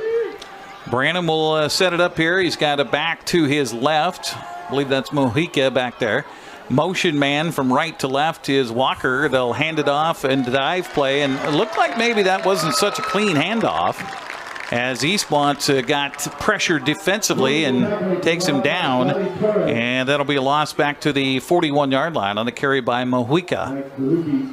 Yeah, one of the few times there just hasn't been any place to go. The defensive lineman did a great job plugging the holes. Up front defensively, we had the boys introduce themselves earlier tonight. Tyson Gonzalez is number 90, Connor Schwab, number 99. They've done a fantastic job up front all season long here so far. Logan Schmutzler is number 8. Watch him all over the field. Adrian Rodriguez has had a good game tonight as well. He's number 6 out there for the Eastmont Wildcats. So it'll be second down and long. Motion man. They'll turn, throw it to him. We got a flag down first, so this play is probably coming back. Meanwhile, a tackle made at the 45 on the Eastmont sideline on the ball carrier, who is Stowe McGinnis. But I think this one's coming back all the way. There may have been a block before the pass, Paul. A block by the wide receiver.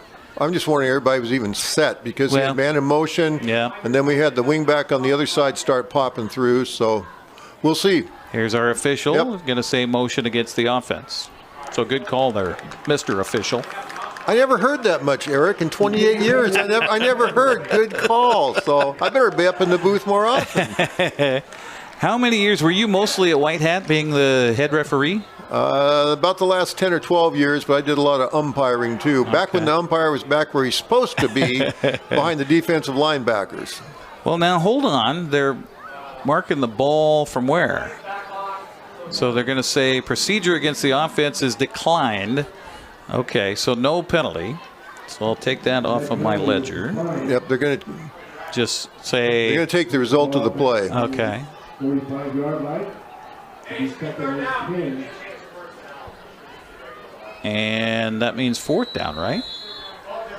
Oh, 3rd down. Excuse me. Should be 3rd. So 3rd down, and hold on, timeout. The officials are calling for a timeout. The clock started running, I think. Okay, and we're going to get a timeout taken by Eastmont because the Wildcats want to preserve some clock and get an opportunity here for more points before the end of the half. Our broadcast here tonight on the NCWLIFE channel brought to you in part by Apple Valley Honda. Test drive a new Honda today at Apple Valley Honda in East Wenatchee. They're committed to preserving the environment not only with fuel-efficient vehicles but also other eco-friendly actions and alternatives. Also by Biosports Physical Therapy, Aquatherapy, Sports Biomechanics, Orthopedic Physical Therapy, Orthotics, all you need to keep moving. Find them online at biosports.net, open Monday through Friday, 7 a.m. to 7 p.m. Along with Paul Collard, Eric Granstrom with you. See what's happening around the league tonight. We've got a network of texters, of guys that are calling games on radio around north central Washington. Let's see. Cashmere's up over Royal City 8-0 at halftime, Eric. How about that? How about that? Chelan is leading Okanagan 14-6. That's a little bit of a surprise. That's all the scoring we have so far tonight. Also on our network of folks, Brewster and Omak. They didn't kick off till 7:30, so don't expect many scores from that one as of yet. As after the timeouts, Wenatchee will have it 3rd down and long from their own 45-yard line. Branham looks at a man cheating up, and they're going to come on the blitz. Branham's going to keep it. He's going to get the 1st down and more, but he lost the football. And wisely there to cover it and jump on top of it is Stowe McGinnis, saving the day for the Panthers.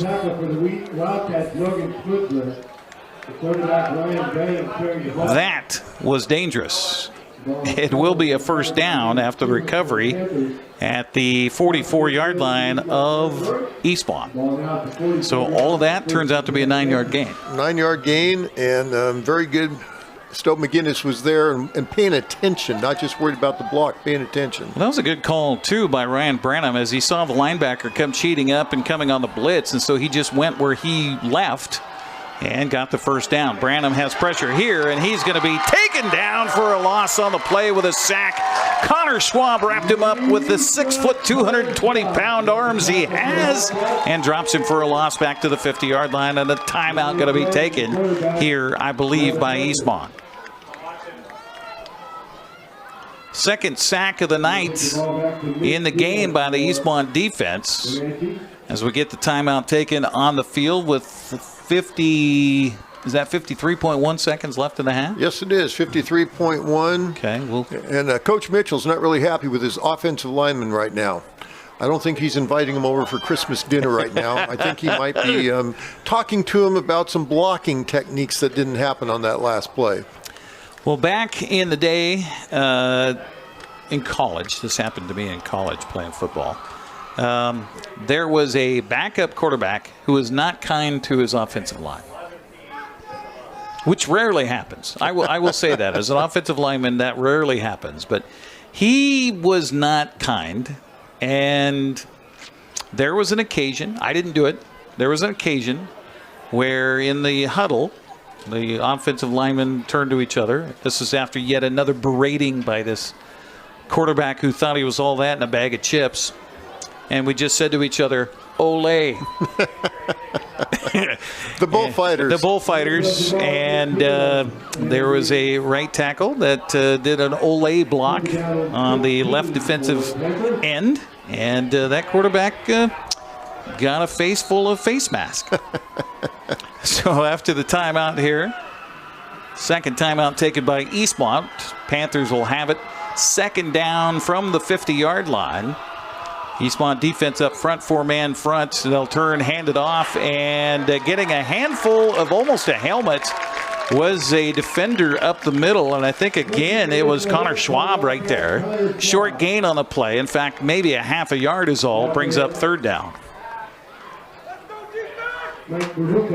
Tried to get a little delayed handoff to Mojica, and not much happening there for the Panthers. See if they continue to be a little conservative here on a 3rd down Calling it about 15 yards to go. Branham looking over to the far sideline for his coaching staff to tell him when to snap the ball. He's got 12 seconds on the play clock. And they're burning a lot of time. It was at 40 seconds to start with. Now we're down to 15.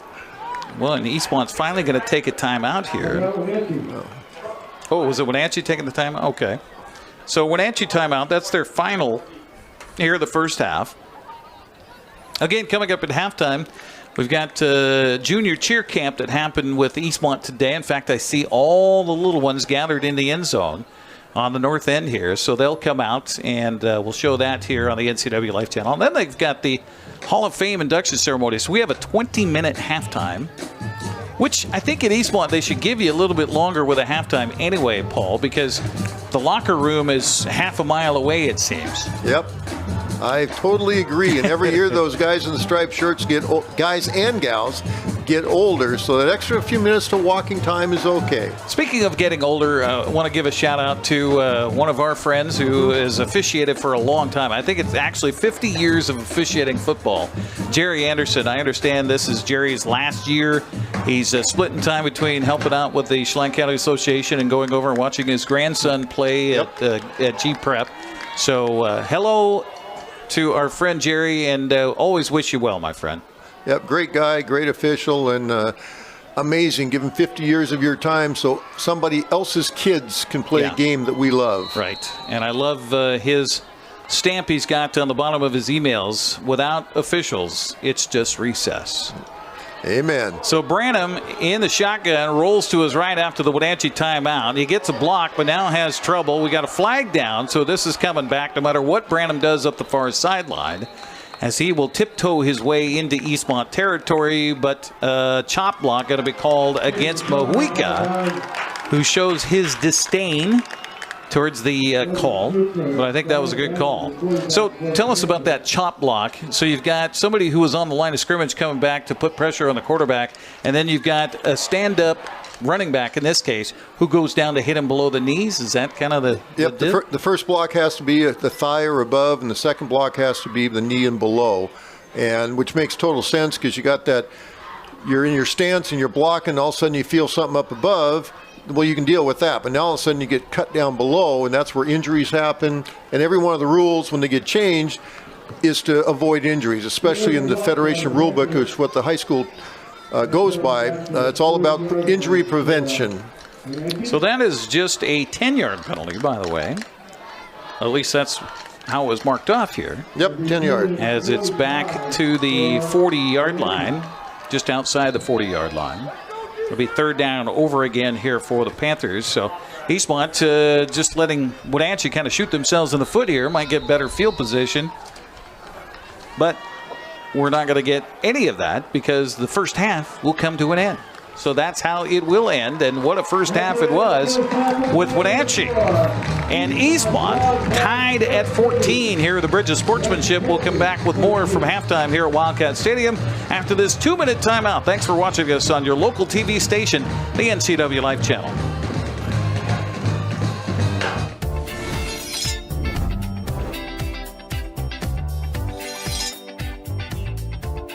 I'm Jen Mueller. Watch for my show, I Cook, You Measure on NCWLIFE. It's part cooking instruction, part entertainment, and all about connecting over food and wine with your favorite Northwest athletes. Watch I Cook, You Measure with Jen Mueller Mondays at 1, Wednesdays at 2, Fridays at 11 a.m., and Saturday and Sundays at 10:30 p.m. right here on the NCWLIFE channel.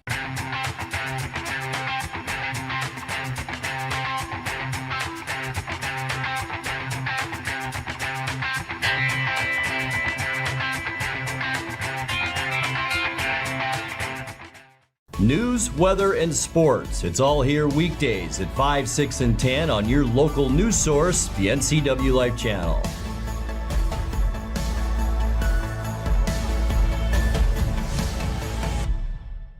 Hey, welcome back to Save Mart. What can we help you find today? We're looking for a mattress. Oh, right this way. We got a large selection. We have this pillow top here. Oh, comfortable. We have more to choose from down here. Oh.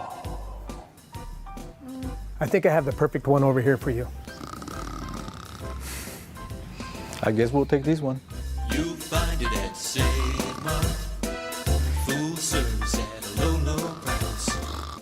School's back, but this is the kind of math we like. Over 100 slices of pepperoni, one giant Abby's pizza feeds up to 6 hungry people. That's A+ value, toppings to the edge. That's been the Abby's way since forever. Now go do your homework. When someone says, bring home the bacon, we know what they mean. They want Abby's legendary Bacon Cheddar Pizza, loaded with country bacon and packed with Canadian bacon. On sale now at abbys.com. This month, bring home the bacon at family-owned Abby's. Welcome back once again here to Wildcat Stadium. It's the Bridge of Sportsmanship. We're at halftime, all tied up at 14 all. And the future cheerleaders for Eastmont were here working with the older girls all day long today, and boys, I should say. And we've got a little performance here at halftime at Wildcat Stadium.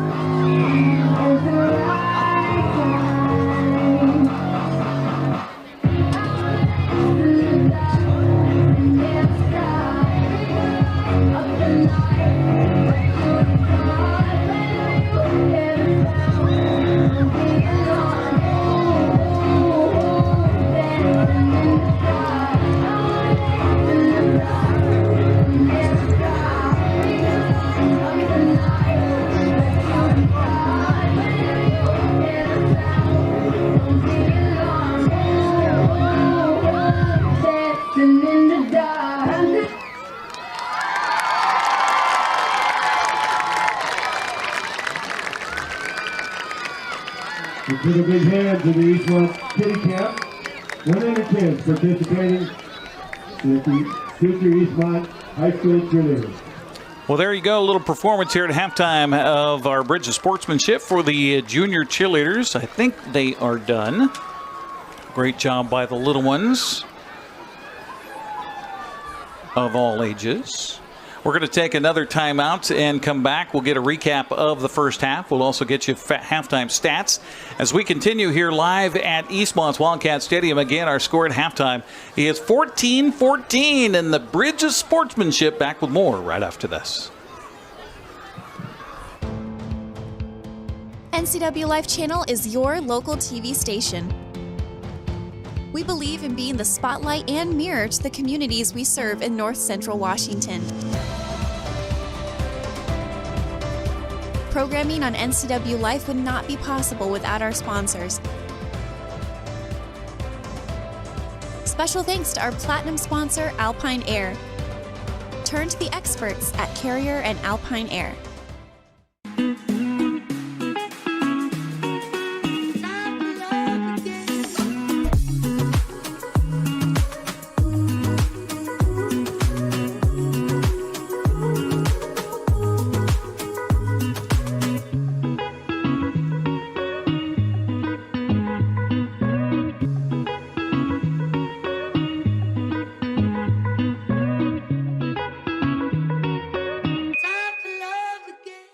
For over 35 years, the Sangster family has been not only representing GMC, but the entire community.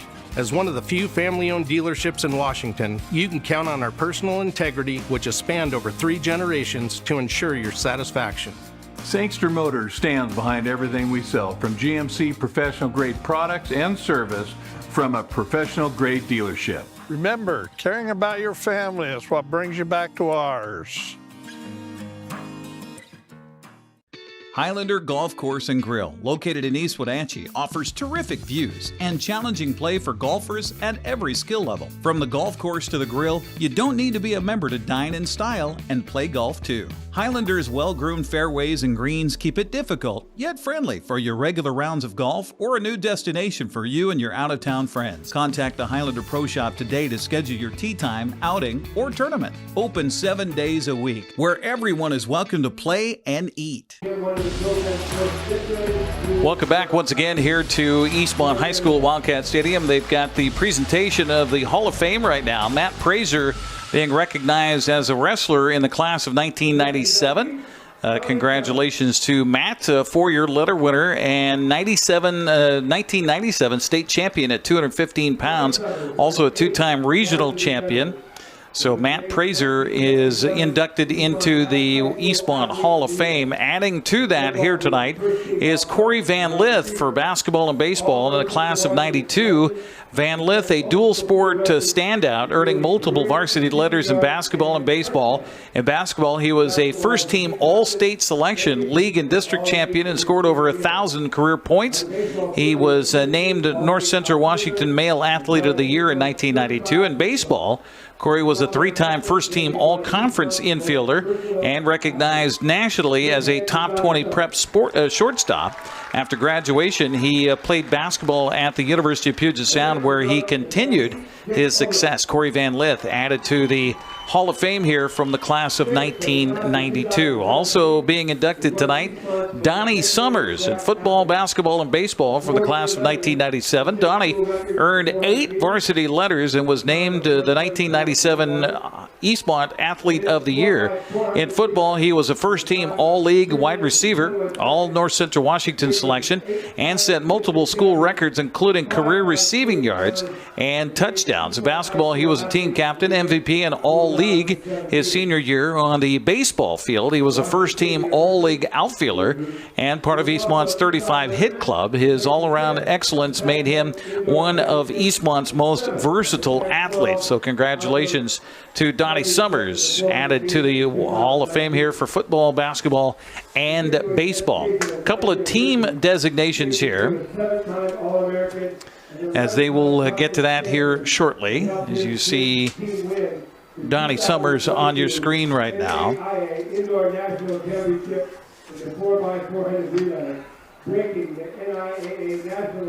Or is this Jake Ulrich? Might be Jake Ulrich who's out there right now.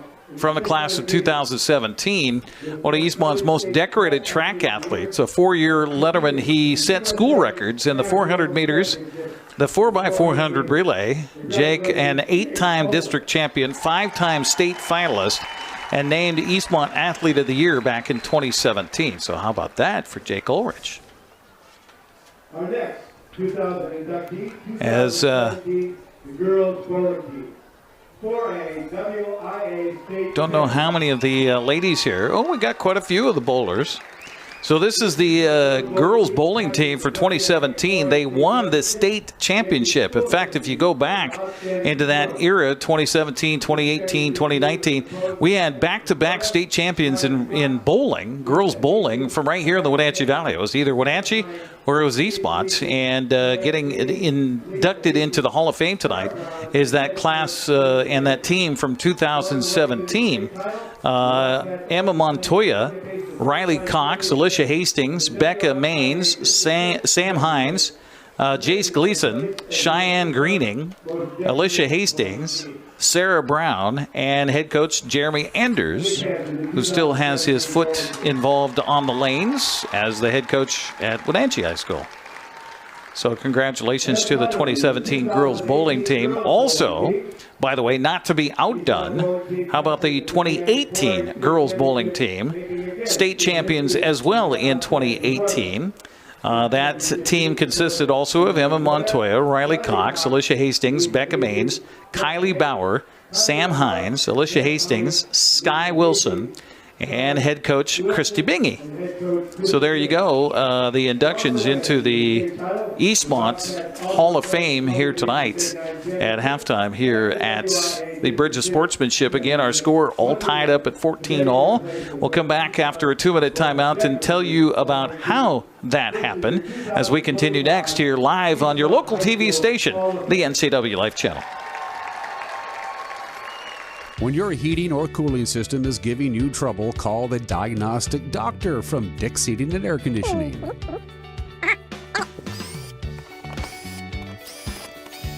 Here's the culprit right here. All joking aside, when you call Dick's, you're calling 35 years of experience at customer service right here in the Wenatchee Valley. Dick's strongly believes in repairing before replacing, and they service all major brands of HVAC units.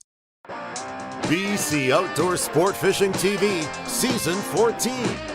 Join your host Mike Mitchell and his special guests as they explore some of the most exciting fisheries BC has to offer.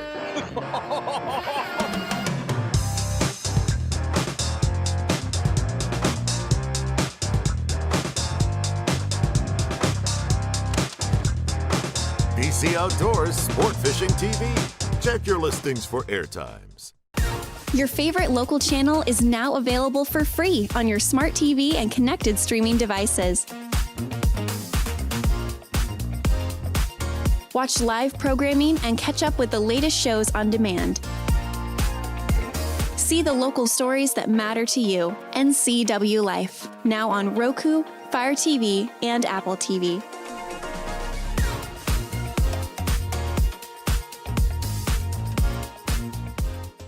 Now's the time to get a great deal on taking care of your property.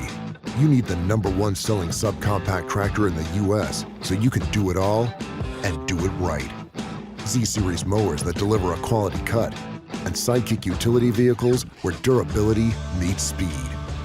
Right now, bring home select Kubota equipment with 0% financing available or save up to $2,500.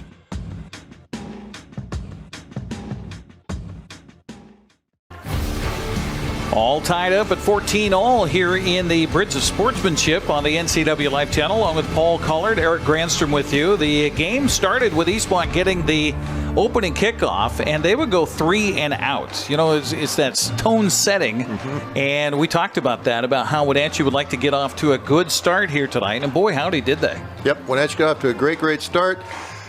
And I think that momentum kept going and going and going. And, you know, right now, 14-14 at the half. Man, just a great game by both teams. And, you know, I think we're both a little surprised at the score. After a 3 and out by Eastmont, Wenatchee would get the football with 9:38 to go in the first quarter and would take it right down the field. And Michael Mojica take it in from 28 yards out. A 5-play, 75-yard drive, 2 minutes and 48 seconds off the clock, and 7-0. Wenatchee surprising everybody here, taking the early lead. Eastmont would get the football back, though, and would drive it right down the field on a 10-play drive. Going for, 53 yards, or make that 47 yards. They got great field position on the kickoff. And it would be Peyton Zielinski finding Austin Zielinski on a little throw out in the backfield, or out of the flats in the left side. And Zielinski would dance in for the touchdown. Extra point tied it up at 7-7 with 3:47 to go in the first quarter of play. 3 and out for Wenatchee this time would give Eastmont the ball back at its own 39-yard line, but the Wildcats would go for it on a 4th down play at the 28. Would turn it over on down, so that's where Wenatchee would take it at its own 28-yard line. And how about this drive by the Panthers? 6 plays and 72 yards, 2 minutes and 8 seconds off the clock. And Ryan Branham would hit Butler on a touchdown pass from 33 yards out. Extra points gave Wenatchee the lead back at 14-7 with 9:46 to go in that first half of play. It looked like Wenatchee might be able to even add on to that after a fumble. And recovery by Allworth gave the Panthers the ball at the 30-yard line, but give credit to the Eastmont defense. They stood up tall and stopped Wenatchee right where they were, forced to punt, and that's where the Wildcats would get the ball back. Good field position again. That's been kind of a theme here in this first half of play as well. A first down at their own 42-yard line. Wouldn't take long, just 3 plays and 58 yards. The big run, Bodiel with 45-yard scamper as he just kind of disappeared and then reappeared on the other side of everything and took it in for the touchdown. The extra point tied it up at 14, and that's where we would be here at the half. We'll take another break and come back and get you first half stats, get you ready for the second half as well. It's the Bridge of Sportsmanship, all knotted up at 14 as we come back after this 2-minute timeout. You trust the same doctor for your health and the same dentist for your smile. Trust Global Car Care to keep your vehicle running strong. We track your car's history so it gets the right care at the right time. With our 3-year, 36,000-mile warranty on parts and labor, you'll drive away with confidence. Global Car Care, your automotive experts. We service all makes and models, but specialize in Sprinter vans, Mercedes, Audi, Volkswagen, and BMW. Call or visit us today. Your favorite local channel is now available for free on your smart TV and connected streaming devices. Watch live programming and catch up with the latest shows on demand. See the local stories that matter to you. NCWLIFE, now on Roku, Fire TV, and Apple TV.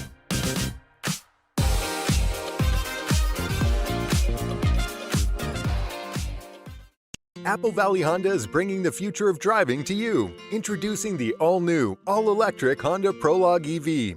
Say goodbye to gas stations and hello to a whisper-quiet ride and zero emissions. The wait is over. Finally, a local option for a quality EV from a brand with a track record of exceptional quality and reliability. Experience the Honda Prologue EV for yourself at family-owned Apple Valley Honda. Stay close to home and visit us at Apple Valley Honda today for the life you live. Whether you're a new homeowner or looking to update, Save Mart in Wenatchee has everything you need. From top-of-the-line appliances to comfy mattresses and stunning furniture that fits your style, they have it all under one roof. With great deals and expert customer service, you'll find the perfect pieces for your space and your budget. Save Mart, your local destination for quality appliances, mattresses, and furniture at prices you'll love. Welcome back to Wildcat Stadium. This is Paul Collard with some unofficial halftime stats here at the Bridgman Sportsmanship game. Let's start off with the Eastmont Wildcats. Austin Zielinski has 38 yards rushing on 5 carries. Ethan Akabduki has 32 yards on 5 carries. Javin Britton, 5 yards on 1 carry. And Bodie Yale, the workhorse this first half, 8 carries for 92 yards, 11.5 yards a carry. Outstanding job. And then Peyton Zielinski had a couple of sacks, so he has minus 11 yards. As far as passing, Peyton Zielinski, his first 2 passes were completed for a total of 18 yards, and then he has 3 incompletions, so he's 2 out of 5 with 18 yards. And his receiver was his brother Austin with those 2 catches for 18 yards. Let's go to the Wenatchee Panthers. Mike Mahiki, 10 carries, 79 yards. The workhorse for the Panthers this half. Bodie Yale has 10 yards on 4 carries. Ryan Branham, as far as his passing yards, 4 completions out of 9 attempts for 53 yards. And his favorite receiver was Griffin Butler with a total of 50 yards of receiving yards and 3 completions. And Suey McGinnis has 1 catch for 3 yards. The penalties are pretty well even, 40 yards on each team. So we're looking for a great second half. The Eastmont Wildcats are out here. The Wenatchee Panthers are out here. Let's turn it back to the station, and Eric will be back with the rest of the halftime in just a moment.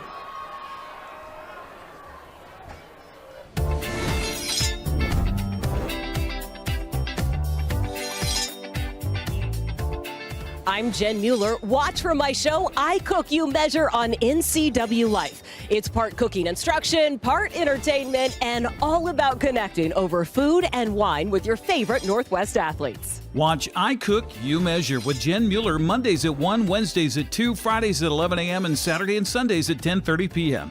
right here on the NCWLIFE channel.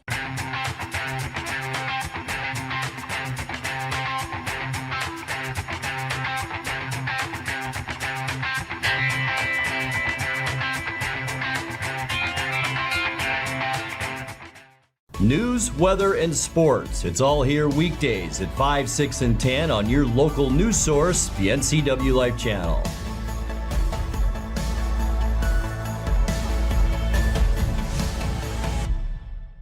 Hey, welcome back to Save Mart. What can we help you find today? We're looking for a mattress. Oh, right this way. We got a large selection. We have this pillow top here. Oh, comfortable. We have more to choose from down here. Oh. I think I have the perfect one over here for you. I guess we'll take this one. You'll find it at Save Mart. Full service at a low, low price. School's back, but this is the kind of math we like. Over 100 slices of pepperoni, 1 giant Abby's pizza feeds up to 6 hungry people. That's A+ value, toppings to the edge. That's been the Abby's way since forever. Now go do your homework. When someone says, bring home the bacon, we know what they mean. They want Abby's legendary Bacon Cheddar Pizza, loaded with country bacon and packed with Canadian bacon. On sale now at abbys.com. This month, bring home the bacon at family-owned Abby's.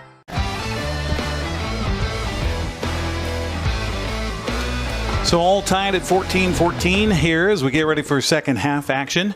So, Paul, if you're Wenatchee, you got to feel real good about that first half. If I'm Wenatchee, I'm ecstatic about that first half, and I think they know mentally now they're in the game, and we know they can win on the road. With all the issues with the smoke the very first game, thinking they were going to have a home game, then cancel and reschedule and get on the bus at 8 o'clock in the morning on a Saturday, go all the way to Coeur d'Alene, come out with a win. A couple weeks back, go down to Eisenhower with a win. So we know they can win on the road, and that mental aspect, I think they know now that they can play with Eastmont on paper. Well, I think probably Eastmont's the better club. Rivalry game, throw that out the window. So I know Wenatchee is ready. That locker room must have been sky high at halftime. Looking forward to that second half. They came out here on an extra step, and they want to play football. Well, and if you're the Eastmont coaching staff, you got to look at it, okay, zeros. We're tied. There's no score, basically.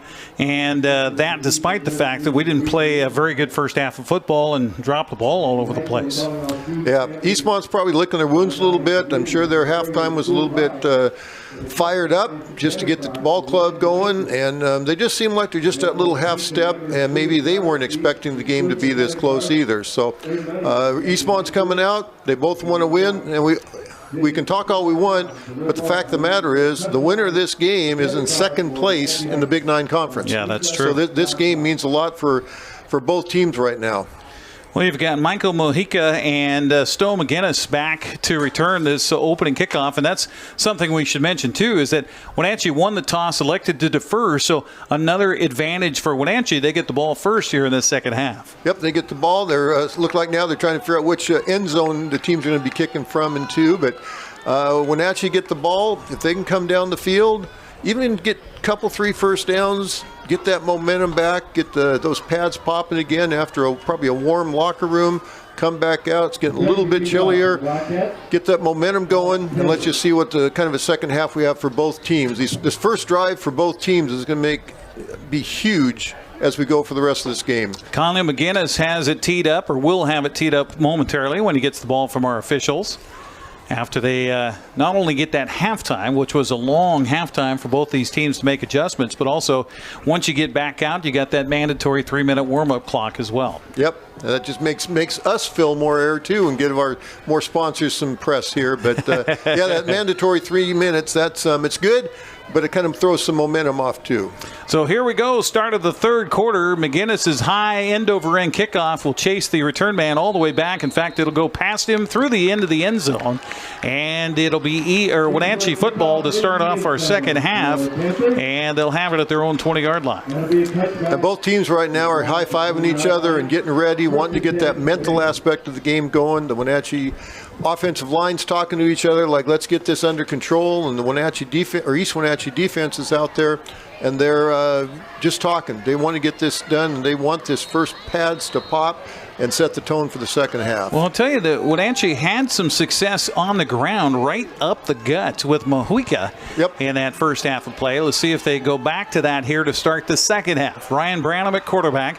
Mojica 2 steps to his left. He'll turn, hand it to him, and Mojica has a good gain across the 30, 35, and then gets away from another man to the 40, all the way out to midfield on the first play of the second half, and well, that'll get you going offensively. That'll get you going offensively. A huge hole right at the line of scrimmage. Then he just picked his lanes. He kept going, and what's that, 30-yard gain? 30 yards for Mojica right out of the gate here to start this second half here for the Wenatchee Panthers. Again, their starting offense here tonight is, as we mentioned, Ryan Branham is the quarterback. Josiah Walker, a wide receiver. Griffin Butler, Chase Ballou also in the wideout spot.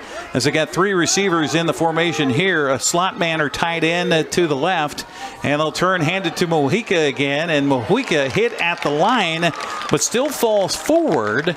We talked about that so much for Eastmont in that first half of play as the tackle was made by Adrian Rodriguez. He's been a busy guy tonight, but gain of 3-4 yards on first down. Yep, and with those last 2 carries, Mojica is 112 carries for 113 yards. So he's broke that 100-yard mark with 11 minutes to go in the third quarter. So they'll put it down at the 46 of Eastmont. So Wenatchee's first possession of the ball game, similar to their first possession here in the second half. Positive yardage. Branham sets the offense, sends a man in motion from left to right. Little stutter step. Now throw left. The ball is a little bit high and behind the intended receiver. They connected a few times in the first half, but Griffin Butler had that one go high and behind him, and it'll be second down from there. Yep, it looked like he had his break just a little bit too late and hit the fingertips but didn't make the catch. So third down coming up from the 46, and this would be a big victory for Eastmont if they could just stiffen up right here and not let Wenatchee get any more yardage. Again, all tied at 14 all here in the Bridge of Sportsmanship. Wenatchee trying to snap a 9-game losing streak to their Cross River rivals. 2 receivers wide to the left, 2 wide right for Branham here as they shift defensively, does Eastmont with a 5-man front. Branham's going to keep it. Got a block around the corners, got a first down and more to the 30, and then bangs down to the 37 or 27-yard line. How about Ryan Branham on the keeper? Little extra after the fact, but Branham just tucked it in and followed his blockers and got a first down and more to the Eastmont 27-yard line. Like you say, just followed his blockers. I thought he should have even waited about another half a second to read those blocks, but he did the right thing, hit the hole fast, followed the blocks, and took Eastmont about 3 players to get him down. Great job. 19 yards on that gain here for Ryan Branham, who gets Wenatchee a new set of downs at the Eastmont 27-yard line. Motion man left to right. They're going to turn and hand it off again. Mojica this time is not going to get anything, and he's spun down for a loss of the play and a flag on top of it as Logan Schmutzler comes in and spins him down for a loss at the 30. And a penalty flag, I think, also going to go against the offense here. The official says it is a holding call, but Eastmont will just take the result of the play, a loss of 3 yards back to the 30. Those defensive linemen snuck through there real quick to get that sack. Liam Stuber is the tight end here for Wenatchee. Running back Michael Mojica, and up front it's big offensive line has done well finding some holes and making some holes for Mojica right up the gut here tonight for the Wenatchee Panthers. So second down coming up. Branham back to pass, has time, now escapes from pressure. He'll be spun forward as he gets it inside the 30 down to the 27-yard line, and wrapping a big paw around him was Tyson Gonzalez. As good coverage downfield. That's kind of a coverage play here for the Eastmont defense. Yep, the defensive backs did a great job. Safety's looking over, catching everything, and he did what he had to do. He got positive yardage, so we're back to the line of scrimmage. Third down and 10 coming up for the Panthers, as splitting off to the right here is Liam Stuber. Tight end will be kind of a slot back to the right here for Branham. See if they go to the air again. He'll put Mojica further behind him in the backfield, and he'll turn, fake the handoff to him. Now rolling right, has a Wildcat right in front of him, has to unload it, and a good job of pressure by Connor Schwab.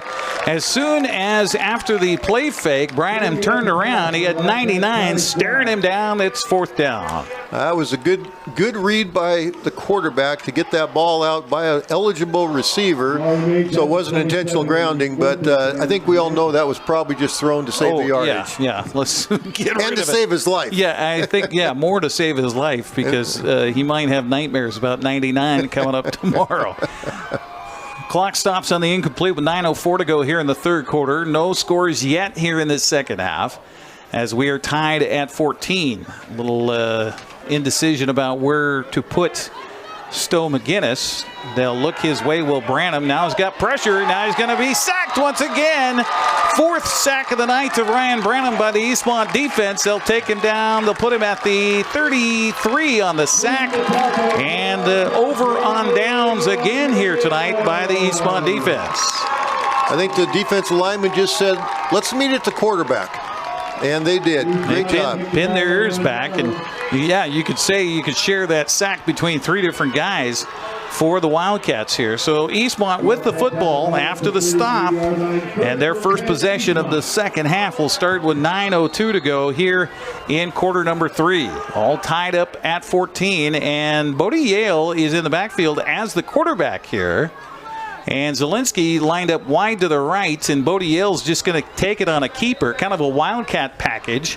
as he gets it across the 35 out to the 36-yard line, and it's a little cloud of smoke, but he got 3 yards. 3 yards, not really a cloud of dust tonight, but straight up the gut, and he got those 3 yards. Cloud of smoke. I know, I caught thematic. that. I know, yeah, Quincy High School education, Eric. I know it's not good as Cedar Woolley, but I'm doing the best I can. Second down and about 7 yards to go. They'll turn and hand it around the right side, and Wenatchee does a good job of countering as they get 3-4 guys on the tackle.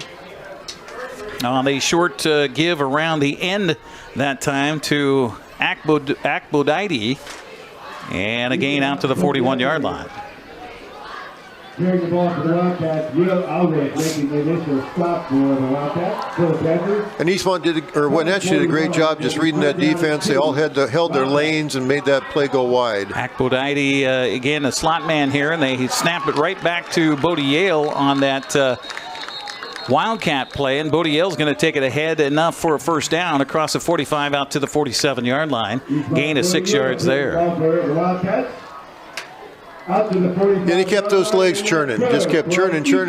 And again, we talk about it the whole game, these 2 and 3 yard gains, and all of a sudden it's a gain of 6 yards. So now all of a sudden it's 2nd and 4, or 1st and 10. So again, the normal quarterback, Peyton Zielinski, lines up as a wide receiver to the near side, wide right, and the snap directly back to Bodie Yale. Now he wants to throw it to his quarterback. He is hammered as he got rid of the football, as coming in and laying the pipe to the would-be quarterback there, Owen Irvin. The ball falls incomplete. Bodie Yale right now trying to find the license plate of that truck that just hit him. Second down coming up from the 47-yard line. By the way, our broadcast tonight's on the NCWLIFE channel, brought to you in part by Coldwell Banker Cascade Real Estate. For all your real estate needs in Central Washington, call them up at 509-888-8887. That's 509-888-8887. Yeah, Owen Irvin's a big kid. I've known him since he was probably about 9 years old.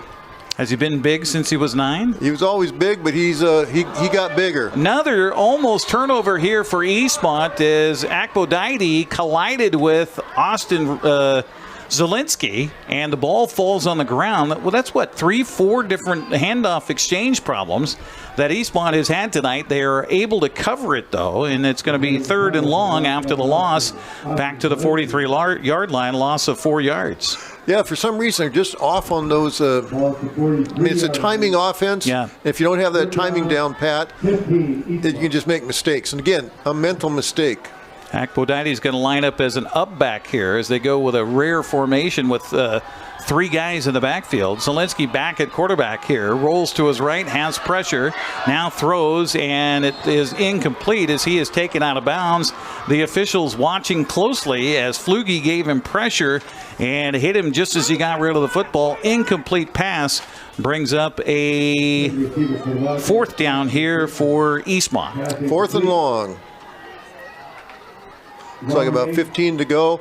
Yeah, he got his arm was hit just as he was going, and he was starting to go down just as that ball was being thrown. Griffin Butler will drop back to his own 30-yard line to return the punt here from Dax Dixon. So Dax does the punting duties on one side and does the punt return duties on the other. A high spiraling kick will bounce down and take a Eastmont roll inside the 20, inside the 25, and then down at the 15, and then down at the 9-yard line. How about that punt? So that's 47 yards, 48 yards on the punt, and no return, as they'll have it at their own 9-yard line. Will Wenatchee on their second possession of the second half. 6:31 remaining here in the third, all tied at 14. And that punt returner, he wants to make that catch, and even after it's been grounded, he wants to get that ball to be able to get some positive yardage. But his coaches have told him over the summer and over the fall, let it go, and now they're starting on the 9-yard line. So the Eastmont fans hollering for their defense to come up with a play as Wenatchee in the shadow of their own goalpost here on a 1st down and 10 from their own 9. Handoff is up to Mojica, and he'll give them maybe a yard out to the 10-yard line. as Eastmont stiffens up defensively up front. And again, Logan Schmutzler leading the way for the Wildcat defense. You know, Eric, it might be just my eyesight from up here in the booth, but it seems like those D linemen are a little bit tighter than they were in the first half. So maybe that's a defensive adjustment up here in the press box that the coaches have made to make those long gains a little bit more difficult when the linemen are tighter. Sometimes the offensive line can get a little tight themselves too. So if you're basing your defensive stance off of a gap and you have less of a gap, as again you talked about it, Eastmont shooting a gap right there, getting into the backfield, and loss on the play after Donnie Torres got in there and made a tackle for a loss. It'll be back to the original line of scrimmage. So 3rd down and 10 coming up from the 9-yard line for Wenatchee. Our coach on the offensive line in college used to say, mind your splits. Mind your splits. You always want to be at least an arm distance away from the lineman inside of you. Some good football games going on tonight. Here's a little swing pass over the middle. This ball is caught, and then a shoulder tackle. I'm looking for a flag maybe at a horse collar, but none coming. As the pass was completed, just a little halfback option over the middle there. Stowe McGinnis with the reception. A gain to give Wenatchee a little more room to punt here, as it'll be 4th down for the Panthers. Out at the 17-yard line. You know, that momentum isn't swinging on the Wenatchee side right now, but if you would have told their head coach that with 4 minutes and 30 seconds left in the 3rd quarter you'd be tied, yeah, I think he'd be happy. Definitely. So Dax Dixon looking for a big return here off the punt by Wenatchee. Good snap this time. Punt away, wobbly kick, short. Dixon takes it at the 50-yard line on the return, trying to push a blocker in front of him, and he has a Wenatchee Panther draped around his waist and will pull him down at the 44. So good field position for Eastmont following the punt. Again, anytime you're on positive side of your opponent to start your series, you're doing good.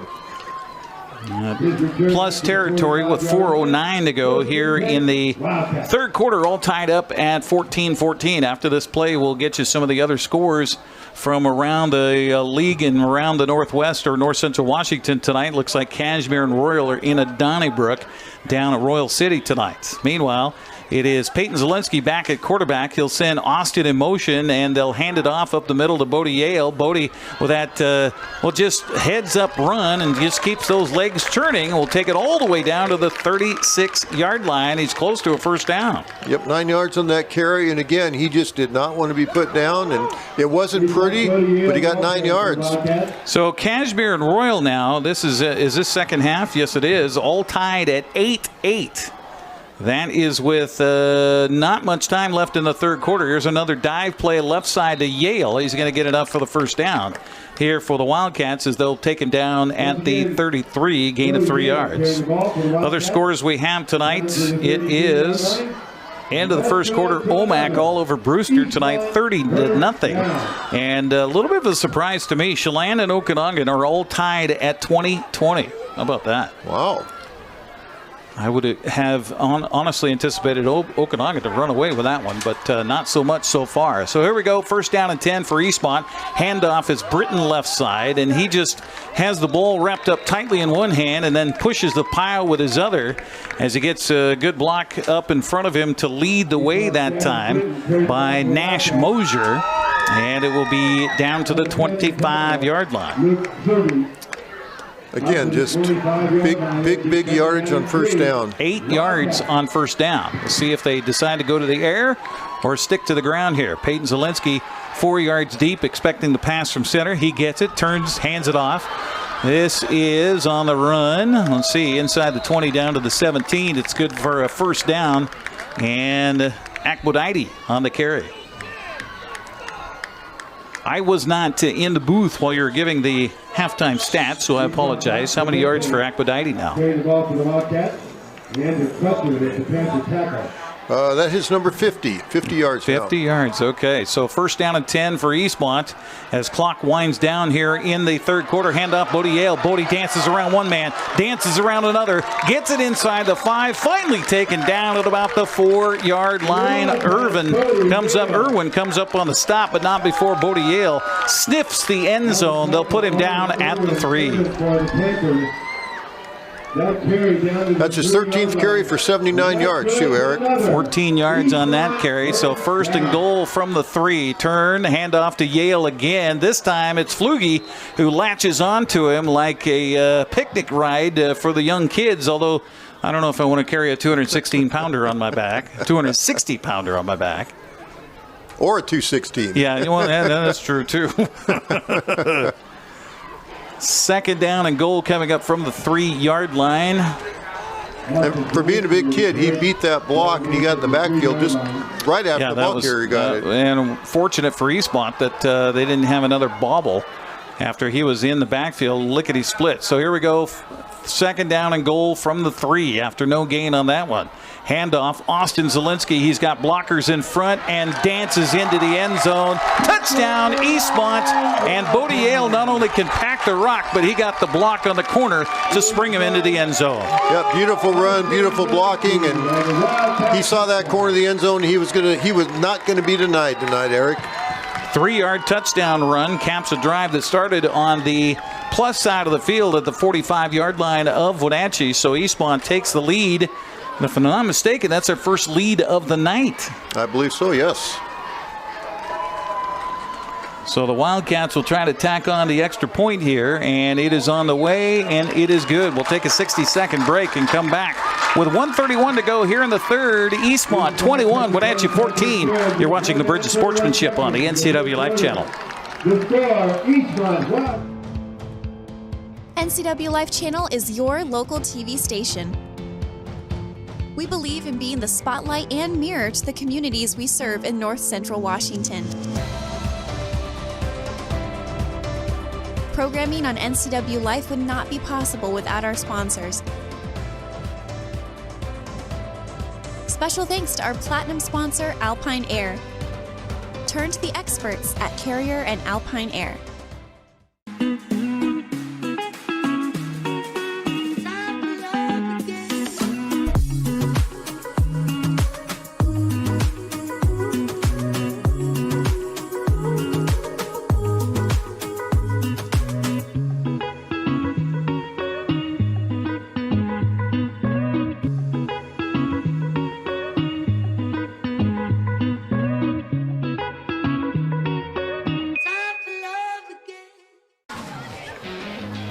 So the Wildcats take it 45 yards on 7 plays as Austin Zielinski caps off the drive with a 3-yard touchdown run. Extra point makes it a 21-14 lead with 1:31 to go here in the third quarter. That is Eastmont's first lead of the game here as we're almost to the end of the third quarter. Conley McGinnis has it teed up at the 40-yard line. He approaches. End-over-end kick will sail again through the front corner of the end zone. Boy, he's got that spot ironed out, doesn't he? Yes, those last 2 kicks have been about 2 or 3 yards inside the pylon. You don't want to get a return. That's one way to do it for sure. Nope, did a great job. And now let's see what Wenatchee has up their sleeve. Coming back, as you said a few minutes ago, Eric, they're first time they're behind in the game. Let's just see what their composure is. Let's see what they can do offensively. Again, their goal right now is just get a first down and then get multiple first downs and go down the field and score. And last time they had the ball was starting the drive at their own 9-yard line. So that was a tough one. They start this one at their 20. Ryan Brannon wants to keep it, goes over the right side, got positive yardage out to the 23-yard line, gain of 3 yards on first down. And sometimes those small prizes, those small advances, I mean, just gives you a little more confidence, right? Yep. Here we got a timeout coming out here too, Eric. Well, that's interesting. Eastmont will take a timeout before the third quarter can run out.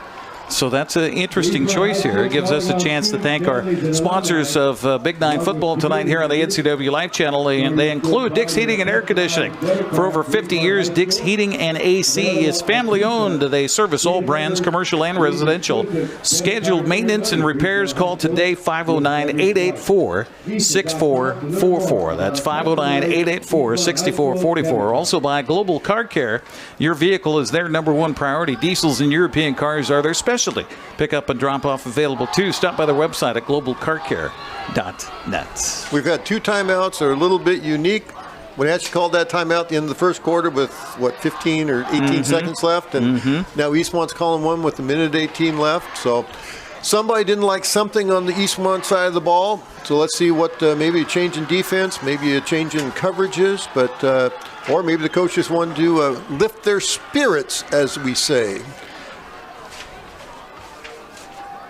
So we'll see what either side decides to do here on a 2nd down at 7 for the Panthers with just a few grains in the sand left in this third quarter. Right, Branham's going to turn, hand it off. Mojica, not much happening there as Eastmont defense up front again, just stalwarts up there for the Wildcats.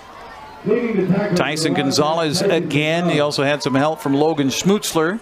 Donnie Torres there as well for the Wildcats. And the down box moved it back about 6 inches, so let's just call it no yard gain. So it'll be 3rd down and 7 once again for the Panthers, as we've got 47 seconds left here in the third quarter. So they'll have to run a play before we get to the end of the quarter, as Ryan Branham will send receivers wide to the left. He's got Butler. He's been a favorite target on the wide side of the field. Branham looking right, now looking back left, now has pressure, now throws over the ball, is caught! Oh my gosh, it was tipped by a defender and then picked up by Wenatchee as juggling catch made by Liam Stuber, the tight end, comes up with it, and a 1st down for Wenatchee. Great concentration, as you said, Eric. That ball was tipped probably 3 or 4 yards in front of him. Great concentration, great job. 16-yard pass play, and they'll restart the clock here, so Wenatchee doesn't have to snap it if they just want to run the quarter out and head to the other field and maybe get a little drink of water in the process. It has been a smoke-free evening, which we can't say we've had very many of here in the Wenatchee Valley this evening, and it has been a firestorm on this field. Back and forth we go in the Bridge of Sportsmanship as we go through 3 quarters. Eastmont leads at 21-14. We're back with the 4th frame right after this. For over 35 years, the Sangster family has been not only representing GMC, but the entire community.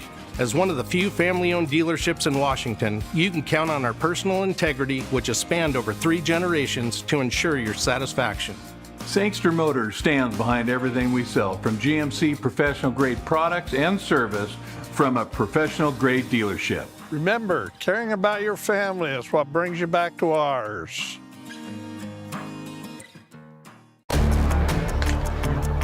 Thanks for joining us here on the NCWLIFE channel, your local TV station. We're on cable on Channel 12 on Localtel. We're on Channel 19 on Charter Spectrum. We're also streaming on the web at Facebook, as well as our website, along with Paul Collard. Eric Granstrom with you. Well, this has been a fun one so far, Paul. Oh, it's been an outstanding game. I think all of us are surprised but enthusiastic about a score of 21-14, a rivalry game going into the 4th quarter.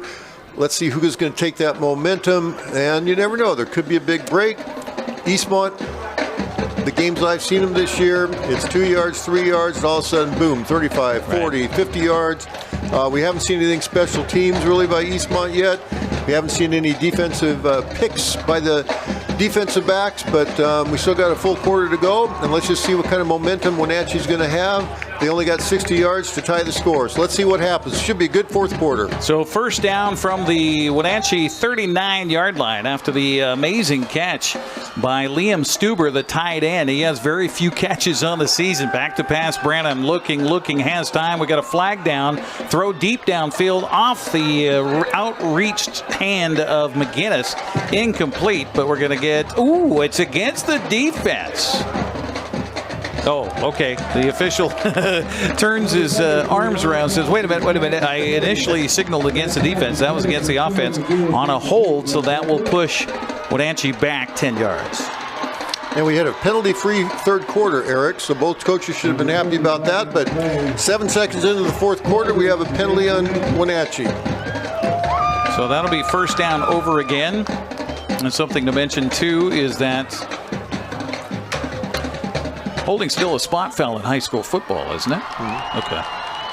I just noticed we went exactly 10 yards back from the previous line of scrimmage. So from the 39 back to the 29, that penalty against Wenatchee is their 5th of the night for 50 yards. Ryan Branham 4 yards deep in the backfield. Looks over a defense that's coming right at him. He'll chuck it quickly. The ball caught on the far side over on the east Wenatchee side of things. Looks like Butler on the catch as he fights and claws his way out to the 40-yard line. Good read by Ryan Branham with the defense cheating up right in the middle and right in his face, and he quickly fires out to the far sideline, and they get a gain out to the 40-yard line. Yep, nice 11-yard gain. Got that penalty back. Now they got 9 yards, second down. Let's see what they're going to call now. They're opening up the offense, too. The last few plays, you got a lot more spread, and also the quarterback starting to throw the ball. So maybe they're not going to rely on their running game going into the fourth quarter. So the man who just caught that ball is split out wide to the far side of the field as we look at it here at Wildcat Stadium on the Wenatchee side. That's Butler out there, and they're going to go maybe a halfback pass option, and the ball juggled and then dropped and then incomplete. Hold on, we got penalty flag down. The officials are saying, hang on just a sec here. It was a handoff to the man who'd lined up as a wide receiver, Micah Nell, and then Nell went to pass it downfield, but was he past the line of scrimmage when he finally got rid of the football? That's the question. It was close. I guess we're going to find out. Officials are on the far side, and I'm sure they're getting they're going to say defensive holding against Eastmont. So not past the line of scrimmage for an illegal forward pass. Instead, it will be a penalty against Eastmont. How about that? And a first down right at midfield. So 10-yard penalty on the defensive hold brings up first down, as Paul mentioned, from the midfield stripe. And we've got an update on, speaking of another rivalry, Cashmere and Royal here in just a moment. First down from the 50. Branham wants to keep it again. He's got yardage around the left side. Boy, they saw something in film that they thought they could take advantage of, and they have here tonight as he takes it all the way inside the 35 down to about the 32-yard line. Ryan Branham just gets one block, and he's free on the left side, and I think that's a read by him to take that if it's there. And we got a penalty on the ground too, Eric. Yeah, nice big hole. He made the right cuts, 17, 18-yard gain, and let's see what the referees have, if this is coming back or if we're going to tack it on. Well, Wenatchee's going backwards here, so it looks like it might be a possible hold downfield during the run. No face mask called against Eastmont, and he didn't give the personal foul call, so this could be the unintentional grab of a face mask, so a 5-yard variety, Paul. Yeah, and how do you do that, Eric? It seems like if you grab the face mask, it should be a biggie. You either grab it or you don't. Well, the gain was to the 35-yard line, so that was good for 15 yards on the gain. Meanwhile, as Ryan Branham got 15 there, he's doing well tonight. After the penalty flag, it's a first down from the 30. So 6 penalties, 55 yards suddenly after what you mentioned, a penalty-free third quarter. Trips to the right here for Branham. Wenatchee's offense in high gear here this evening. They're going to run that same play again. Branham will get yardage down to the 25-yard line before he's submarined down as the defensive back came up and made the stop. A.J. Sands on the stop here for the Wildcats. Well, they've definitely seen something on film. We're up here in the press box. The coach is up here looking because they've gone over that left side, outside that outside tackle, for some pretty good gains here in the last quarter. Let's get you an update from down in Royal tonight. Cashmere 15, Royal 8 with 9 minutes left in the ball game. How about that? Royal has a 39-game winning streak coming into the game here tonight. Branham fakes the handoff, looking downfield, throwing the ball is knocked away last second. Good defensive play downfield. Couple in a row here by A.J. Sens as they intended the target for Griffin Butler again, but incomplete on the defensive play. Yeah, great coverage, nice pass. And you're talking about the Royal City. They don't lose often. No. At Royal, at home. Okay, now Royal has just come back and scored. 6:49 to go in the game, tied at 15. Wow. What a Donnybrook down is south tonight. Third down coming up for the Panthers from the 25-yard line. Branham wants to run it again, dances one way, then comes back the other, but right there is the Eastmont defense to dump him short of the yard to gain. Looks like defensively that time on the tackle, it was Johnny Perez. Just a nice fundamental tackle. Squared him up, wrapped him up below the waist. Just good fundamental football. So it's going to be fourth down and a long one here for the Panthers, and they're going to go for it. And maybe a timeout taken first. Yep, Taylor Mitchell wants to talk it over before this big play in this game. We'll take a 30-second break, come back, 9:15 to go in regulation. 21-14, Eastmont on top. We're back after this. When your heating or cooling system is giving you trouble, call the diagnostic doctor from Dick's Heating and Air Conditioning.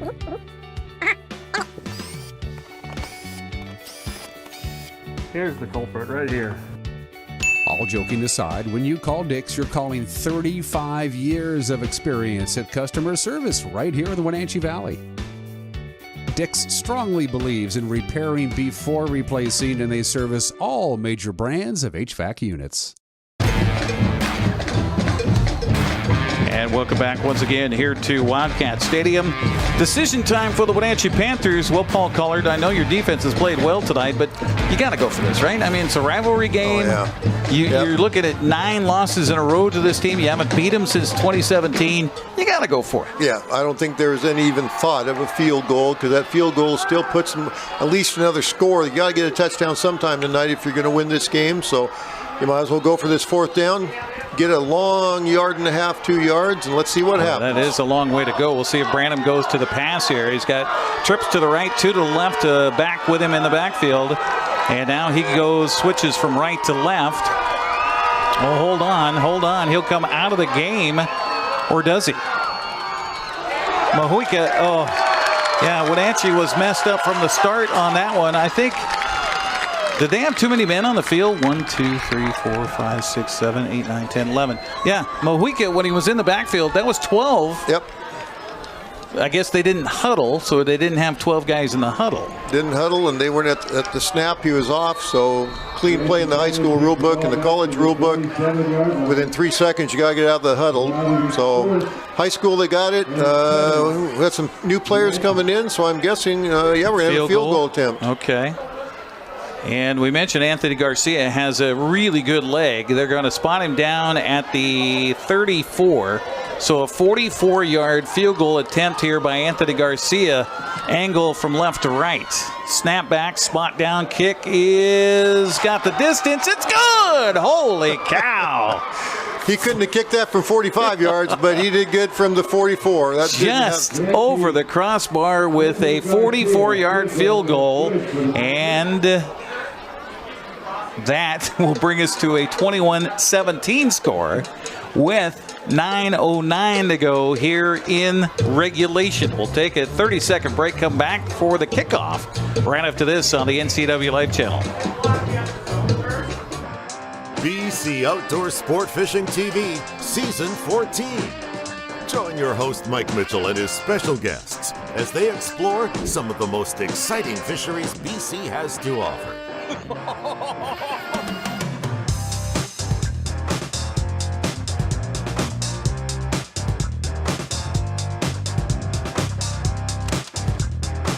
BC Outdoors Sport Fishing TV. Check your listings for airtimes. So how about the leg of Mr. Anthony Garcia? 44-yard field goal. and just barely enough to get it across the crossbar. And it is a 21-17 score. And give credit to Wenatchee. That was a great drive. Started at their own 20-yard line, went all the way to the Eastmont 22 before they go for the field goal. Yep, great job on that. Good momentum still, and that field goal kicker will be telling his grandkids about that kick many, many years from now. So I remember. When the Bridges sportsmanship. No, we called it the Battle of the Bridges back then. All right. End over end kick is going to be short and then dropped on the turf by, and Wenatchee, I think, is going to cover it at the 20-yard line. Austin Zielinski couldn't hold on to it, and it's Wenatchee football. Big turnover. Games are made on turnovers, so now Wenatchee has the ball on 20-yard line. My goodness. Let's see what happened. Just got 3 points. They go down and get 7. All of a sudden, we got a game and a game and a game. You know, I'm thinking about it. The last time that Wenatchee came up with a win against Eastmont, it was a similar kind of a game where Eastmont kind of gave it away, where they turned the ball over several times. Well, this is their second turnover here tonight as they fumble the kickoff and give Wenatchee prime real estate at the Eastmont 20-yard line, going in with 9:05 to go here in the fourth quarter. And if we're honest up here, there's probably at least 3 other times when they could have had a fumble for a change of possession. Definitely so. So we'll see if they are aggressive here and go for the shot at the end zone right away. Brian Branham standing at about the 25-yard line will take the snap from center, hand it to Mojica, and he doesn't have much gain. He will lean forward to about the 18-yard line as he kept his legs driving. I'll tell you what, there's no quit in anybody who has that football here tonight. Nope. Both sets of running backs on both teams are just keep on those legs going. Actually, the quarterbacks too. Nobody's stopping. They want that ball. They want it to go that extra 2 yards. Great job by both teams. Splitting out wide to the left will be Micah Nell here for the Panthers. And Eastmont's got to keep an eye on him. He doesn't go all the way to the sideline. He's out by the numbers right now. And Eastmont needs to keep track of him. They finally do see him out there, and they get somebody on him. Eastmont a little confused. Looks like defensively, Brandon wants to throw out to the left. The ball is caught and then dropped. Looking for Walker. And ball wasn't a perfect throw. He had to spin around to try to get it, but I think he was thinking about running before he was catching it. Yeah. So third down coming up from the 18. And if you're Wenatchee right now, you want to get in the end zone. You want to get in the end zone. I can almost see a quarterback off left tackle. Well, that's the run that they've had the most success on here in the game tonight. That keeper by Ryan Branham around the left side. Working off the block up front from big Luke Flugie at 6'4", 260 pounds. 5 wideouts. Branham back to pass. Looks right, throws right. The ball is caught and squirting forward. Hold on, the ball came out. And Eastmont says they have it, and they do! The ball was caught by Butler and then wrestled away from him as they went to the ground. The ball came free. Eastmont comes up with it. Wildcat football. Yep. Well, we had a late flag on something here, too. The head referee just threw a late flag. Unsportsmanlike on Eastmont. So apparently a little extra jubilation from the Eastmont sideline here. So Eastmont had the ball on the recovery at, the 11? So that'll be half the distance from there. So Paul, being my statistician here this evening. Well, for Eastmont, that is their 9th penalty for 71 yards. Unofficially, of course. Okay. And Wenatchee has 6 penalties for 55 yards, so not a real clean game from the penalty standpoint. Eastmont will break the huddle here. Well, first they got to mark the ball back. Have they? Yes, they have. Yep. To the 6. So it'll be first down from there.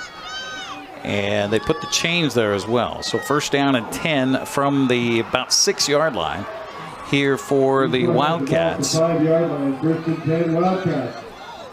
Now the officials got to get in the right place so we can get the ball snapped at 8:05 left. Well, let's see. Can Eastmont take about 5 or 6 minutes off the clock?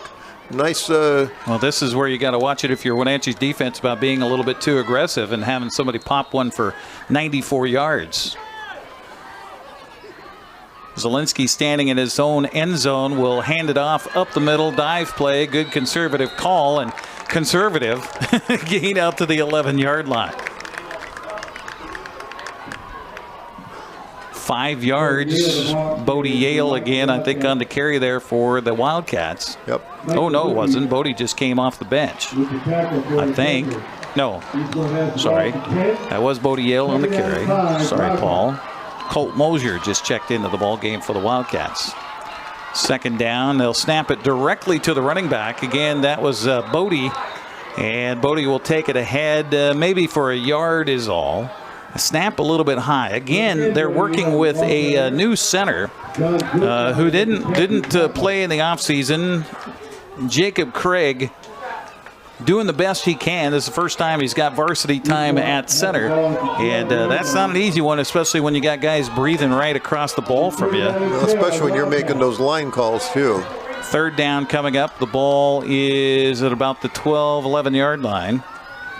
So no gain on that one. Zielinski looks over a four-man defensive front. Linebackers in tight. They'll hand it off around the left side. And right there to step it up and stand it up is the Wenatchee defense once again. That elicits a big cheer from the far sideline as John Gutzweiler makes the stop. Big momentum for Wenatchee now. Stopped them down there deep in their end zone, or deep in their end of the field. Great job by Wenatchee. Now let's see if they get the ball back, what they can do. And they should get pretty decent field position, somewhere between the 50 or maybe even on their positive side of the field.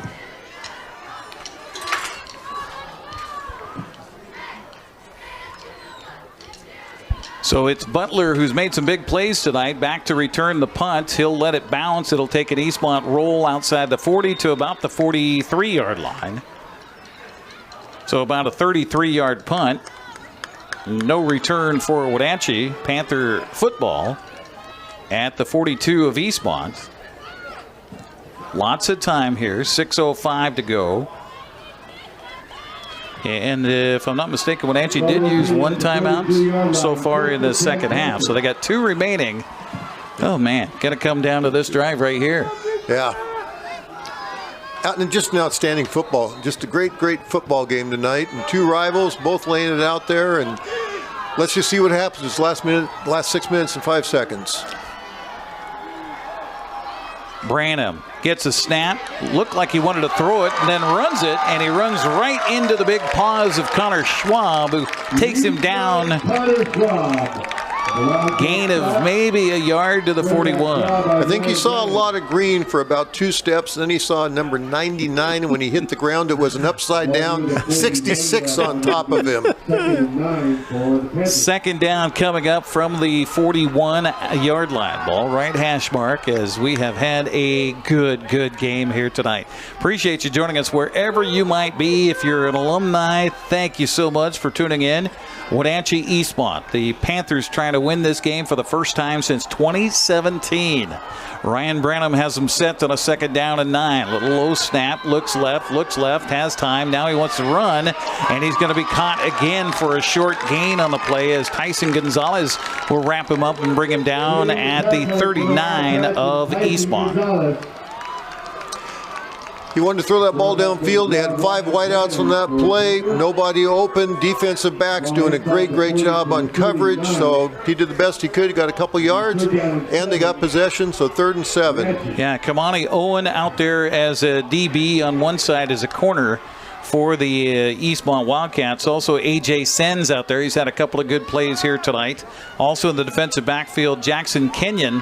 And also back there, give credit to Javin Britton, who's done well all the way around tonight. So here we go, 3rd down for the Panthers. Called it about 8 yards to go. Brandon wants to keep it again. He's hit hard as he got to the 35, and that is it for Ryan Branham. And I'll tell you, he's going to need an ice bath after this one, after the licks he has taken. No, he's got the same number on his back as carries as he has. Number 16th carry right then. Donnie Torres, one of those Wildcats to get there on the tackle along with Tyson Gonzalez. They'll bring up 4th down from the 35. After the 4-yard gain, and Wenatchee going to go for it.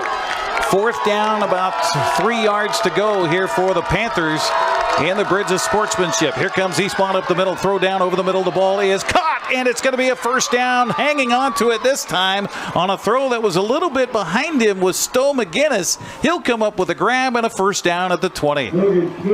Gain of 15 yards on the pass play. I'll tell you, Ryan Branham has dialed it up a couple times tonight and come up with big completions. Yep, he's either right on or just a smidgen off, and that time he was right on. And let's kudos to the Wenatchee sideline. That's a gutsy call, throwing the ball, 5 wideouts, and the quarterback knew where he was going. I think his eyes were laid on him the whole second and a half that he was out there getting ready to throw. Yeah, Ryan Branham in his 2nd year as the starting quarterback, now in his senior season for the Wenatchee Panthers, and it would mean so much to these seniors to get this win. Handoff Mohuika, nothing happened at all. He got back to the line of scrimmage, and that's it. Eastmont coming up defensively, Jacoby Mercado. And time's becoming a little bit of a factor. We're 2 minutes, 58 seconds and rolling. So Wenatchee wants to get some positive yards here, and they got to get the 6. The 3 doesn't really help them. So 2nd down and 10 from the 20 coming up for the Panthers. Again, that just seems, if you're a Panther fan, to take so long to have your quarterback run all the way over to the sideline, get the play, and then only have like 15 seconds left on the play clock by the time you relate that to the rest of your offensive huddle. Mohuika, a couple of steps to the right of Branham here. Branham turn, fakes the handoff, rolls left, has pressure, throws. The ball is dropped at about the 9-yard line as Ryan Branham dropped as well as he got rid of that football. Coming up and laying a lick on him there, and then helping him back to his feet was Adrian Rodriguez. And from the Wenatchee program there, the best thing about that was it was an incomplete pass. Now the clock stopped with 2:23 to go, 3rd and 10. So 3rd and 10 coming up from the 20. Game time really right here with 2:23 to go in the contest. Wenatchee scored on their first possession of the football game. Eastmont came back and scored on their second possession to tie it at 7. Wenatchee took the lead on a touchdown. This is all in the first half, and then Eastmont tied it up right before halftime. That's where we were at half, tied up at 14. Here in the second half, the Wildcats scored the only touchdown, the only score in the second half, back in the 3rd quarter. We are just a few moments left of this one with 2:23 to go in the 4th. We have an injury timeout here, Eric. Looks like the quarterback got a little bit slow getting up, so we'll have a new quarterback here. A little bit of pressure coming in, 2:23, 3rd down. So the quarterback, Brandon, will be out for at least one play. Number 1's coming in. Looks like a quarterback. Okay. Yep. Rigo Garcia, 6'2", 165-pound junior. Oh, my gosh. The Adam's apple, he's got to feel like he's trying to swallow an ostrich egg right now for this young man. Rigo Garcia, a junior, 6'2", 165 pounds, comes in to spell Ryan Branham at least for one play. And a big 3rd down. 3rd and 10 coming up from the 20-yard line. Time winding down. Wenatchee trailing here in the Bridge of Sportsmanship. Snap back. He got the snap. He tried to run it, and he is going to be tackled for a loss on the play because right in there again for Eastmont. He's been living in the backfield tonight, Adrian Rodriguez. Yeah, I didn't think the quarterback's going to be throwing the ball. He hasn't even warmed up yet, so running play, but he lost a couple. Loss of 3 yards back to the 23-yard line. Maybe the 22. You're right, 2 yards. So it'll be 4th down for the Panthers here. As Ryan Branham, as you mentioned, out for one play, back here for this one. And game time for Wenatchee as he switches sides, puts trips to the right, twins to the left. Nobody with him in the backfield. Got to feel like a lonely place right now with 1:39 left. Back to pass. Incomplete, and no flags down. Over on downs to Eastmont. Just not enough zip on that football. A little bit higher, and I think he could have had a catch, but tough play, tough. Then you don't know how much Brian is hurt still either yet.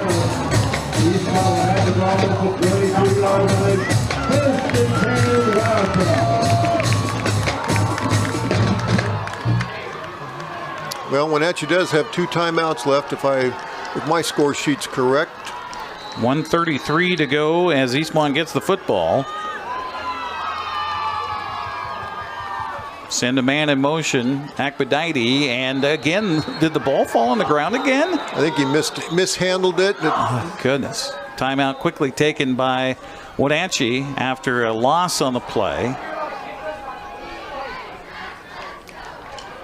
They started this at their own 20. Now they drop back on a second down from their 18. Was that a mishandled snap, or did he just take a knee? It looked to me like he bobbled it. There was some linemen in the way, but he looked like he mishandled it, and then he just went down for. So the last thing you want from an Eastmont point of view is to lose the football on 22-yard line. Yeah. So he did the right thing, fall on it, and eat the down. You still got 2 more to go before you have to punt potentially. Here we go. Latest from Royal tonight. They're headed to overtime. Cashmere 15, Royal 15. How about that matchup down south of us tonight? Wow.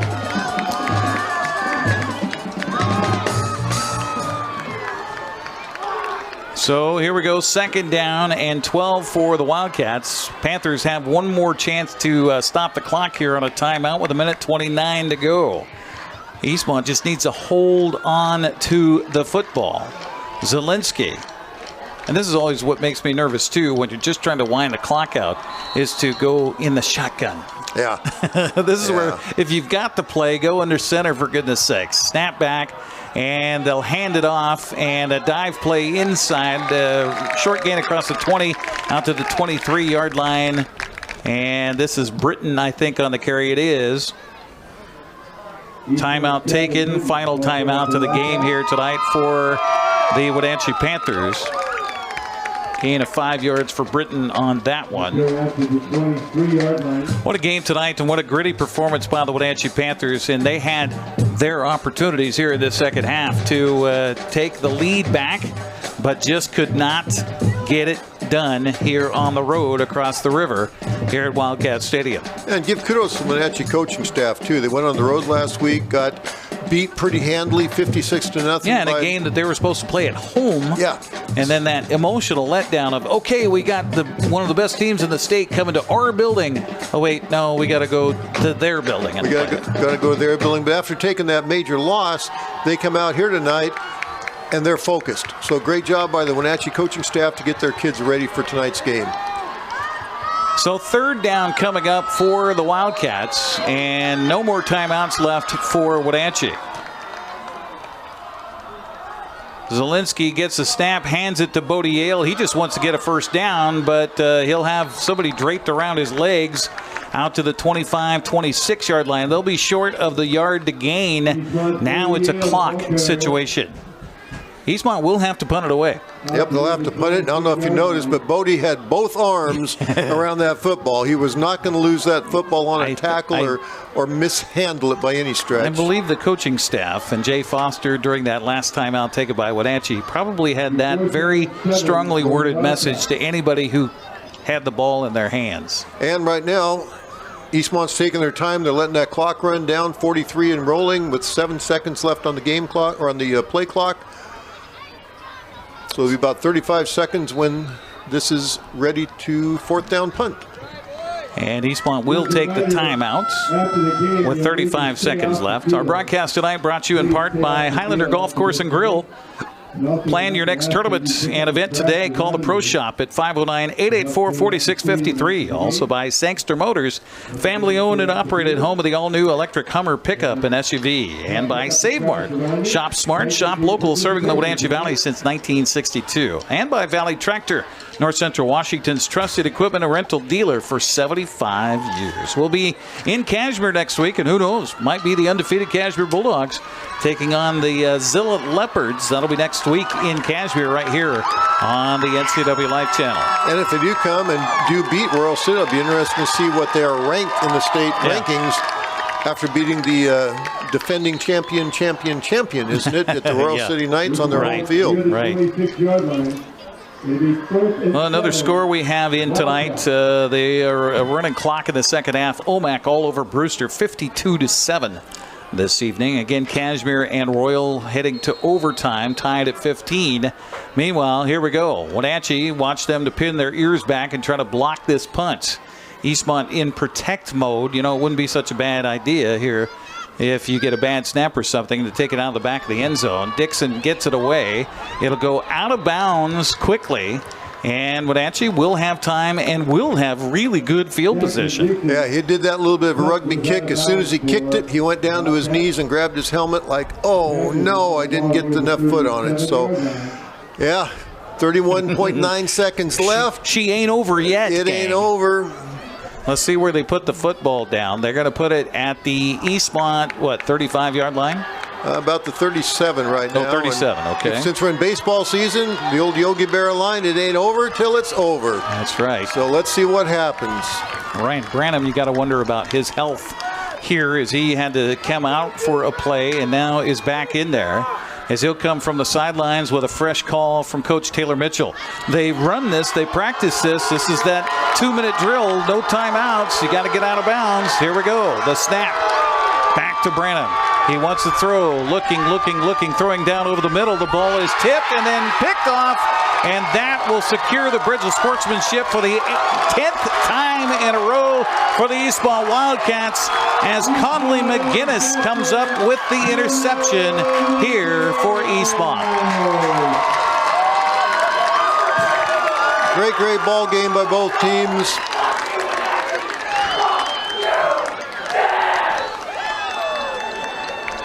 Okay.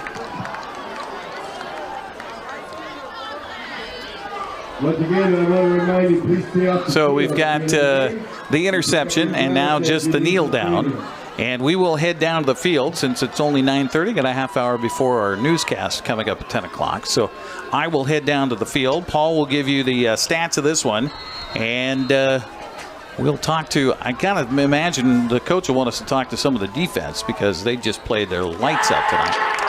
As Eastmont will get the win here in the Bridge of Sportsmanship and continue their hold of the trophy for the 10th consecutive time. 21-17 will be our final score here in the 2025 version of the Bridge of Sportsmanship. Eastmont did what they needed to do to get the win. Give hats off to Wenatchee for a heck of an effort here tonight. Yep, great job. Great ball game by both teams. This is one of those, the old adage, you hate to see somebody lose, but Eastmont came out the winner tonight. Bragging rights for the east side of the Columbia River for another year. And from the Wenatchee side, I guess we'll just say, well, there's next year. And this is the closest Bridge of Sportsmanship we've had since back when they had the COVID year in 2021 where they played in the spring. A lot of the guys will say, well, that didn't really count. But it did, and it does, and it will here tonight as Eastmont gets the win 21-17. We're gonna the postgame show coming up here after a timeout. You've been watching high school football tonight, and at Donnybrook it was on the NCWLIFE channel, your local TV station. Postgame show comes your way next. Your favorite local channel is now available for free on your smart TV and connected streaming devices. Watch live programming and catch up with the latest shows on demand. See the local stories that matter to you. NCWLIFE, now on Roku, Fire TV, and Apple TV.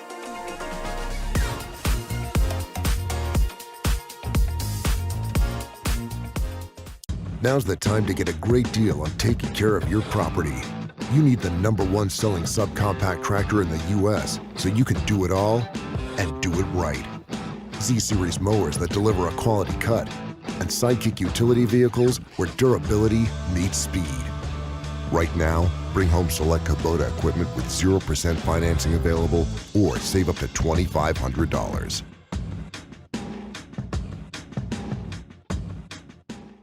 You trust the same doctor for your health and the same dentist for your smile. Trust Global Car Care to keep your vehicle running strong. We track your car's history so it gets the right care at the right time. With our 3-year, 36,000-mile warranty on parts and labor, you'll drive away with confidence. Global Car Care, your automotive experts. We service all makes and models, but specialize in Sprinter vans, Mercedes, Audi, Volkswagen, and BMW. Call or visit us today. Apple Valley Honda is bringing the future of driving to you. Introducing the all-new, all-electric Honda Prologue EV. Say goodbye to gas stations and hello to a whisper-quiet ride and zero emissions. The wait is over. Finally, a local option for a quality EV from a brand with a track record of exceptional quality and reliability. Experience the Honda Prologue EV for yourself at family-owned Apple Valley Honda. Stay close to home and visit us at Apple Valley Honda today for the life you live.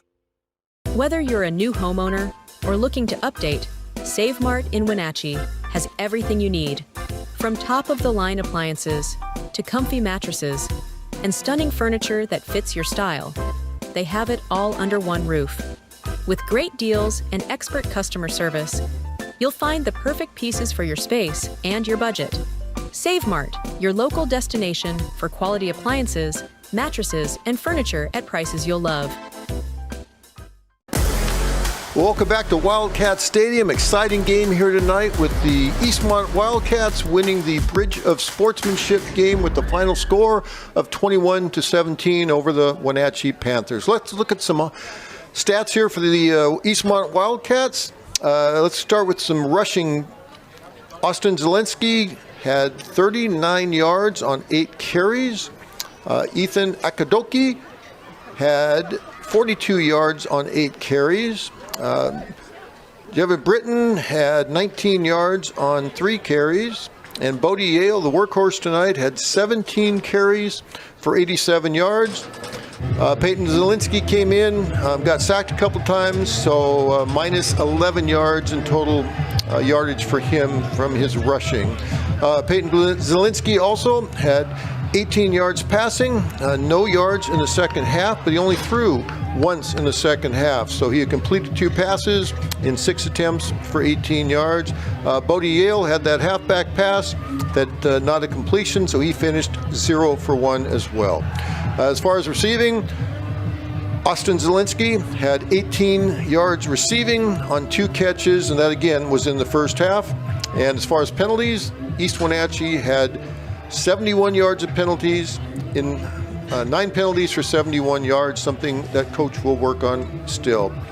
Let's go to the Wenatchee Panther side. The workhorse, Mike Belinsky, had 18 carries for 115 yards. Ryan Branham, the quarterback, had 13 carries for 47 yards. Russell Kale had 7 yards on 3 carries. And Rigo Garcia got sacked for a 2-yard sack on the one play he came in when the quarterback got dinged up a little bit there right at the end of the game. Ryan Branham, the quarterback, had 9 completions and 20 attempts for 109 yards. As far as receiving, again, all these are unofficial, but Griffin Butler had 5 catches for 67 yards. Stewie McGinnis had 4 catches for 26 yards. And Liam Stuber had 1 catch for 16 yards. And again, the Wenatchee Panthers had 5 penalties for 55 yards.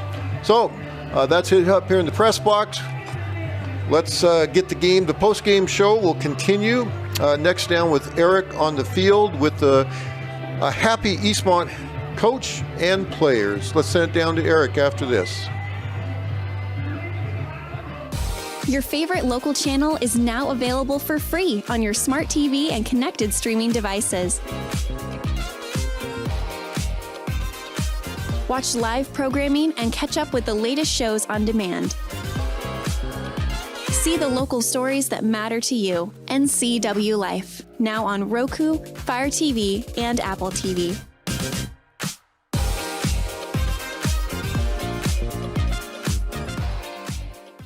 Hey, welcome back to Save Mart. What can we help you find today? We're looking for a mattress. Oh, right this way. We got a large selection. We have this pillow top here.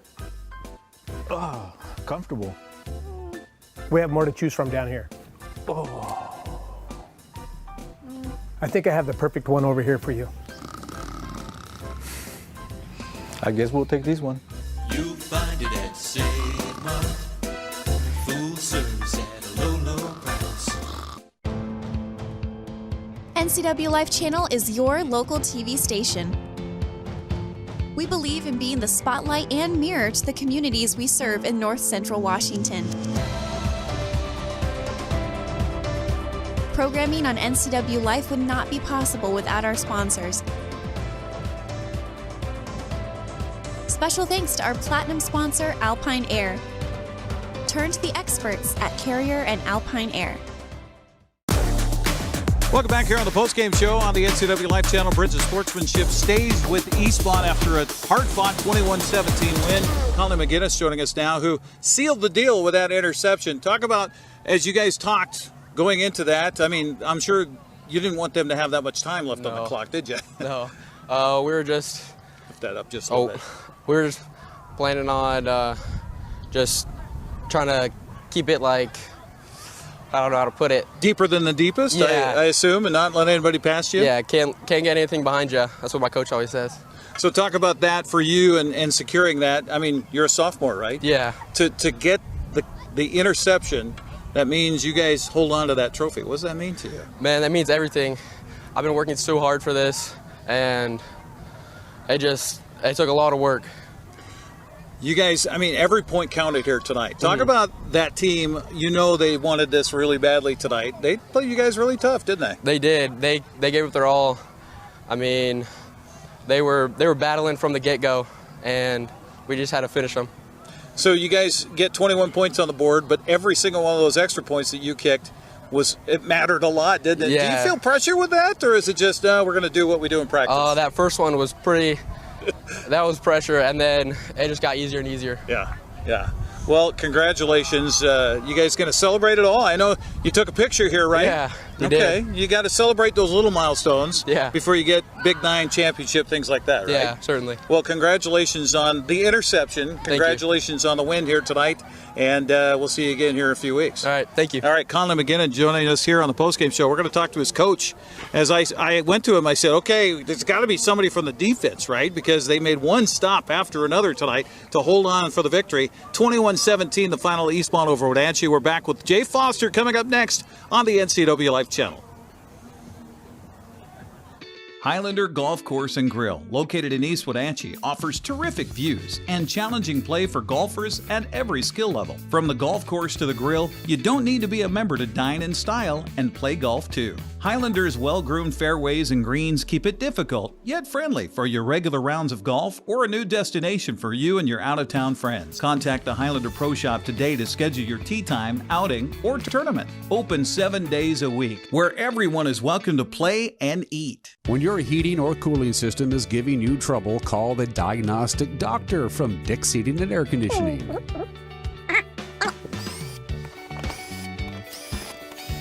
Here's the culprit right here.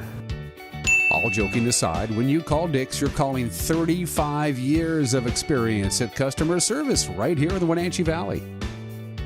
Dick's strongly believes in repairing before replacing, and they service all major brands of HVAC units. Welcome back once again here on the Postgame Show after the Bridge of Sportsmanship goes to Eastmont. Talking with Jay Foster after a 21-17, and I said it several times, hard-fought win here tonight, Coach. That was, yeah. First half, I thought they played great. We were a little discombobulated, but hung in there, obviously, came out with a tie. We talked about it at halftime. We said, this is what we talked about. About it being a rivalry game, and I don't care what the records are, I don't care what scores are, it's going to be a barn burner, you know what I mean? And it was a great football game. Was it a help to have that long halftime? I mean, 20 minutes is longer than normal. You had the Hall of Fame, you had the kids out there cheering and stuff. I mean, did that help you guys? Well, for me, I had to have a drink or two at halftime. I calmed myself down. Non-alcoholic, folks. We're on school property. Right. No, Well, I don't want to say it helps. You get in there, the kids get a chance to relax a little bit. We talked about the things that we felt we needed to adjust and adapt to, and the biggest thing I think was just to get them. I don't want to say to relax and calm down, but when you come into these things, everybody's so hyped that sometimes you just don't think. I mean, we had a couple mental breakdowns out there, and you look at kids and they get you that blank stare, and it's like, okay, we just gotta fight through those things and find a way. Was part of that? I mean, they came out, they ran right down the field on you and they scored. Did. Yeah, it was like, okay, we're here to play. Yeah, exactly right. That was you get punched in the nose right off the get-go, and I don't think our kids were ready for it, even though we talked about it all week. This is what's going to happen. But every year it's a new team. There's new guys, and so they've got to learn that lesson for the first time. The goal is let's just battle through it and find a way to go. Brandon was able to hit a few guys tonight, but your defensive secondary I thought was top-notch, especially in that second half. And then also getting pressure on him up front. 5 sacks tonight, something like that. I feel for the kid because we hit him. I said during the game he's going to need an ice bath after this one. We hit him. I hope he's okay. He went off there towards the end of the game. I've watched that kid play over the last few years, and he's a really good football player and a tough football player. But the defense, we stepped up, made 2 or 3 stops down there in the red zone, which were critical. The one time with the field goal, and then we had 2 other stops, and that's how you win games. That's how you have to win games like this. I know you don't want to give the Butler on the return on that last punt, but I'm sure you probably didn't leave so much time on the clock there, right? Yeah, we were hoping we could pick up a first. I mean, they played tough defense, obviously, and I was worried about the win. We went back and forth. Do you take a safety at that point, and just run around and kill as much time as you can and then kick off and hope, But Dax had kicked the ball well earlier, and I knew we were into the win, but when we kicked before the game, he was kicking well. So I rolled the dice, and thankfully they bailed me out. So Conley bailed me out. Talk about this sophomore that comes up with the game-winning pick for you. That's huge. And earlier in that, I don't know if it was that same drive or it was the drive prior to, he came up and made a big stop on the quarterback and it ended up being a 4th and 2, and then I think the next one was the penalty, and then they kicked the field goal. So that was one that turned maybe a potential touchdown into a 3-point, which again it turned out to be huge. Obviously, he's getting better and better and more comfortable back there. He and Ty Shaw is playing solid, and we can kind of ride the one that's having the night, and that's what we did tonight. Well, congratulations on the win, and we'll see you here in a couple of weeks. Yes, absolutely. All right, there you go. It's Jay Foster and the Eastmont Wildcats. Hold on to the trophy here in their case. I think it's worn a spot on the shelf because it's been here for 10 consecutive times now as Eastmont knocks off Wenatchee 21-17. We'll come back and wrap it up here from Eastmont right after this.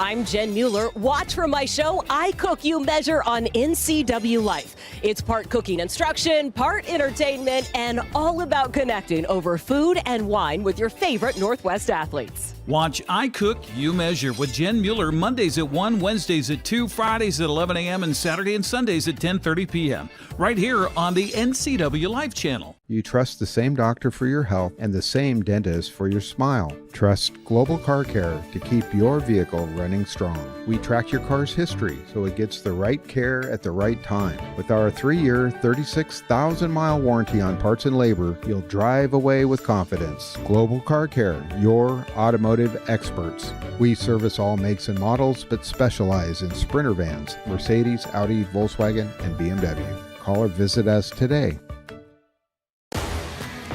Well, they would go in at halftime tied at 14 and only get a couple of scores in the second half. Eastmont with a touchdown, Wenatchee with a field goal, and that would be it for the 2025 edition of the Bridge of Sportsmanship as the Wildcats hold on to the trophy for the 10th consecutive time, downing the Wenatchee Panthers tonight 21-17. I want to thank our crew for helping us out tonight. First of all, back at the studios, Eli Ginter as well as Malcolm Whitehall. I heard you back there, Malcolm. Also here on site, Cagney Fox is our line producer. On camera, broadcast tonight. We had Corey Stanfield. We had Callie Benson. Also up above, we had Mike Richards. Welcome to the broadcast crew here, Mike. Also Dan Kuntz. And let's see, who else do we have? Tim Bernowski, our help with the production assistance here tonight on site, as well as my partner tonight who came off of camera to get in front of the camera, Paul Collard. Thank you much, my friend, for being here and helping us get through this broadcast. Again, the Eastmont Wildcats hold on to the Bridge of Sportsmanship trophy by knocking off the Wenatchee Panthers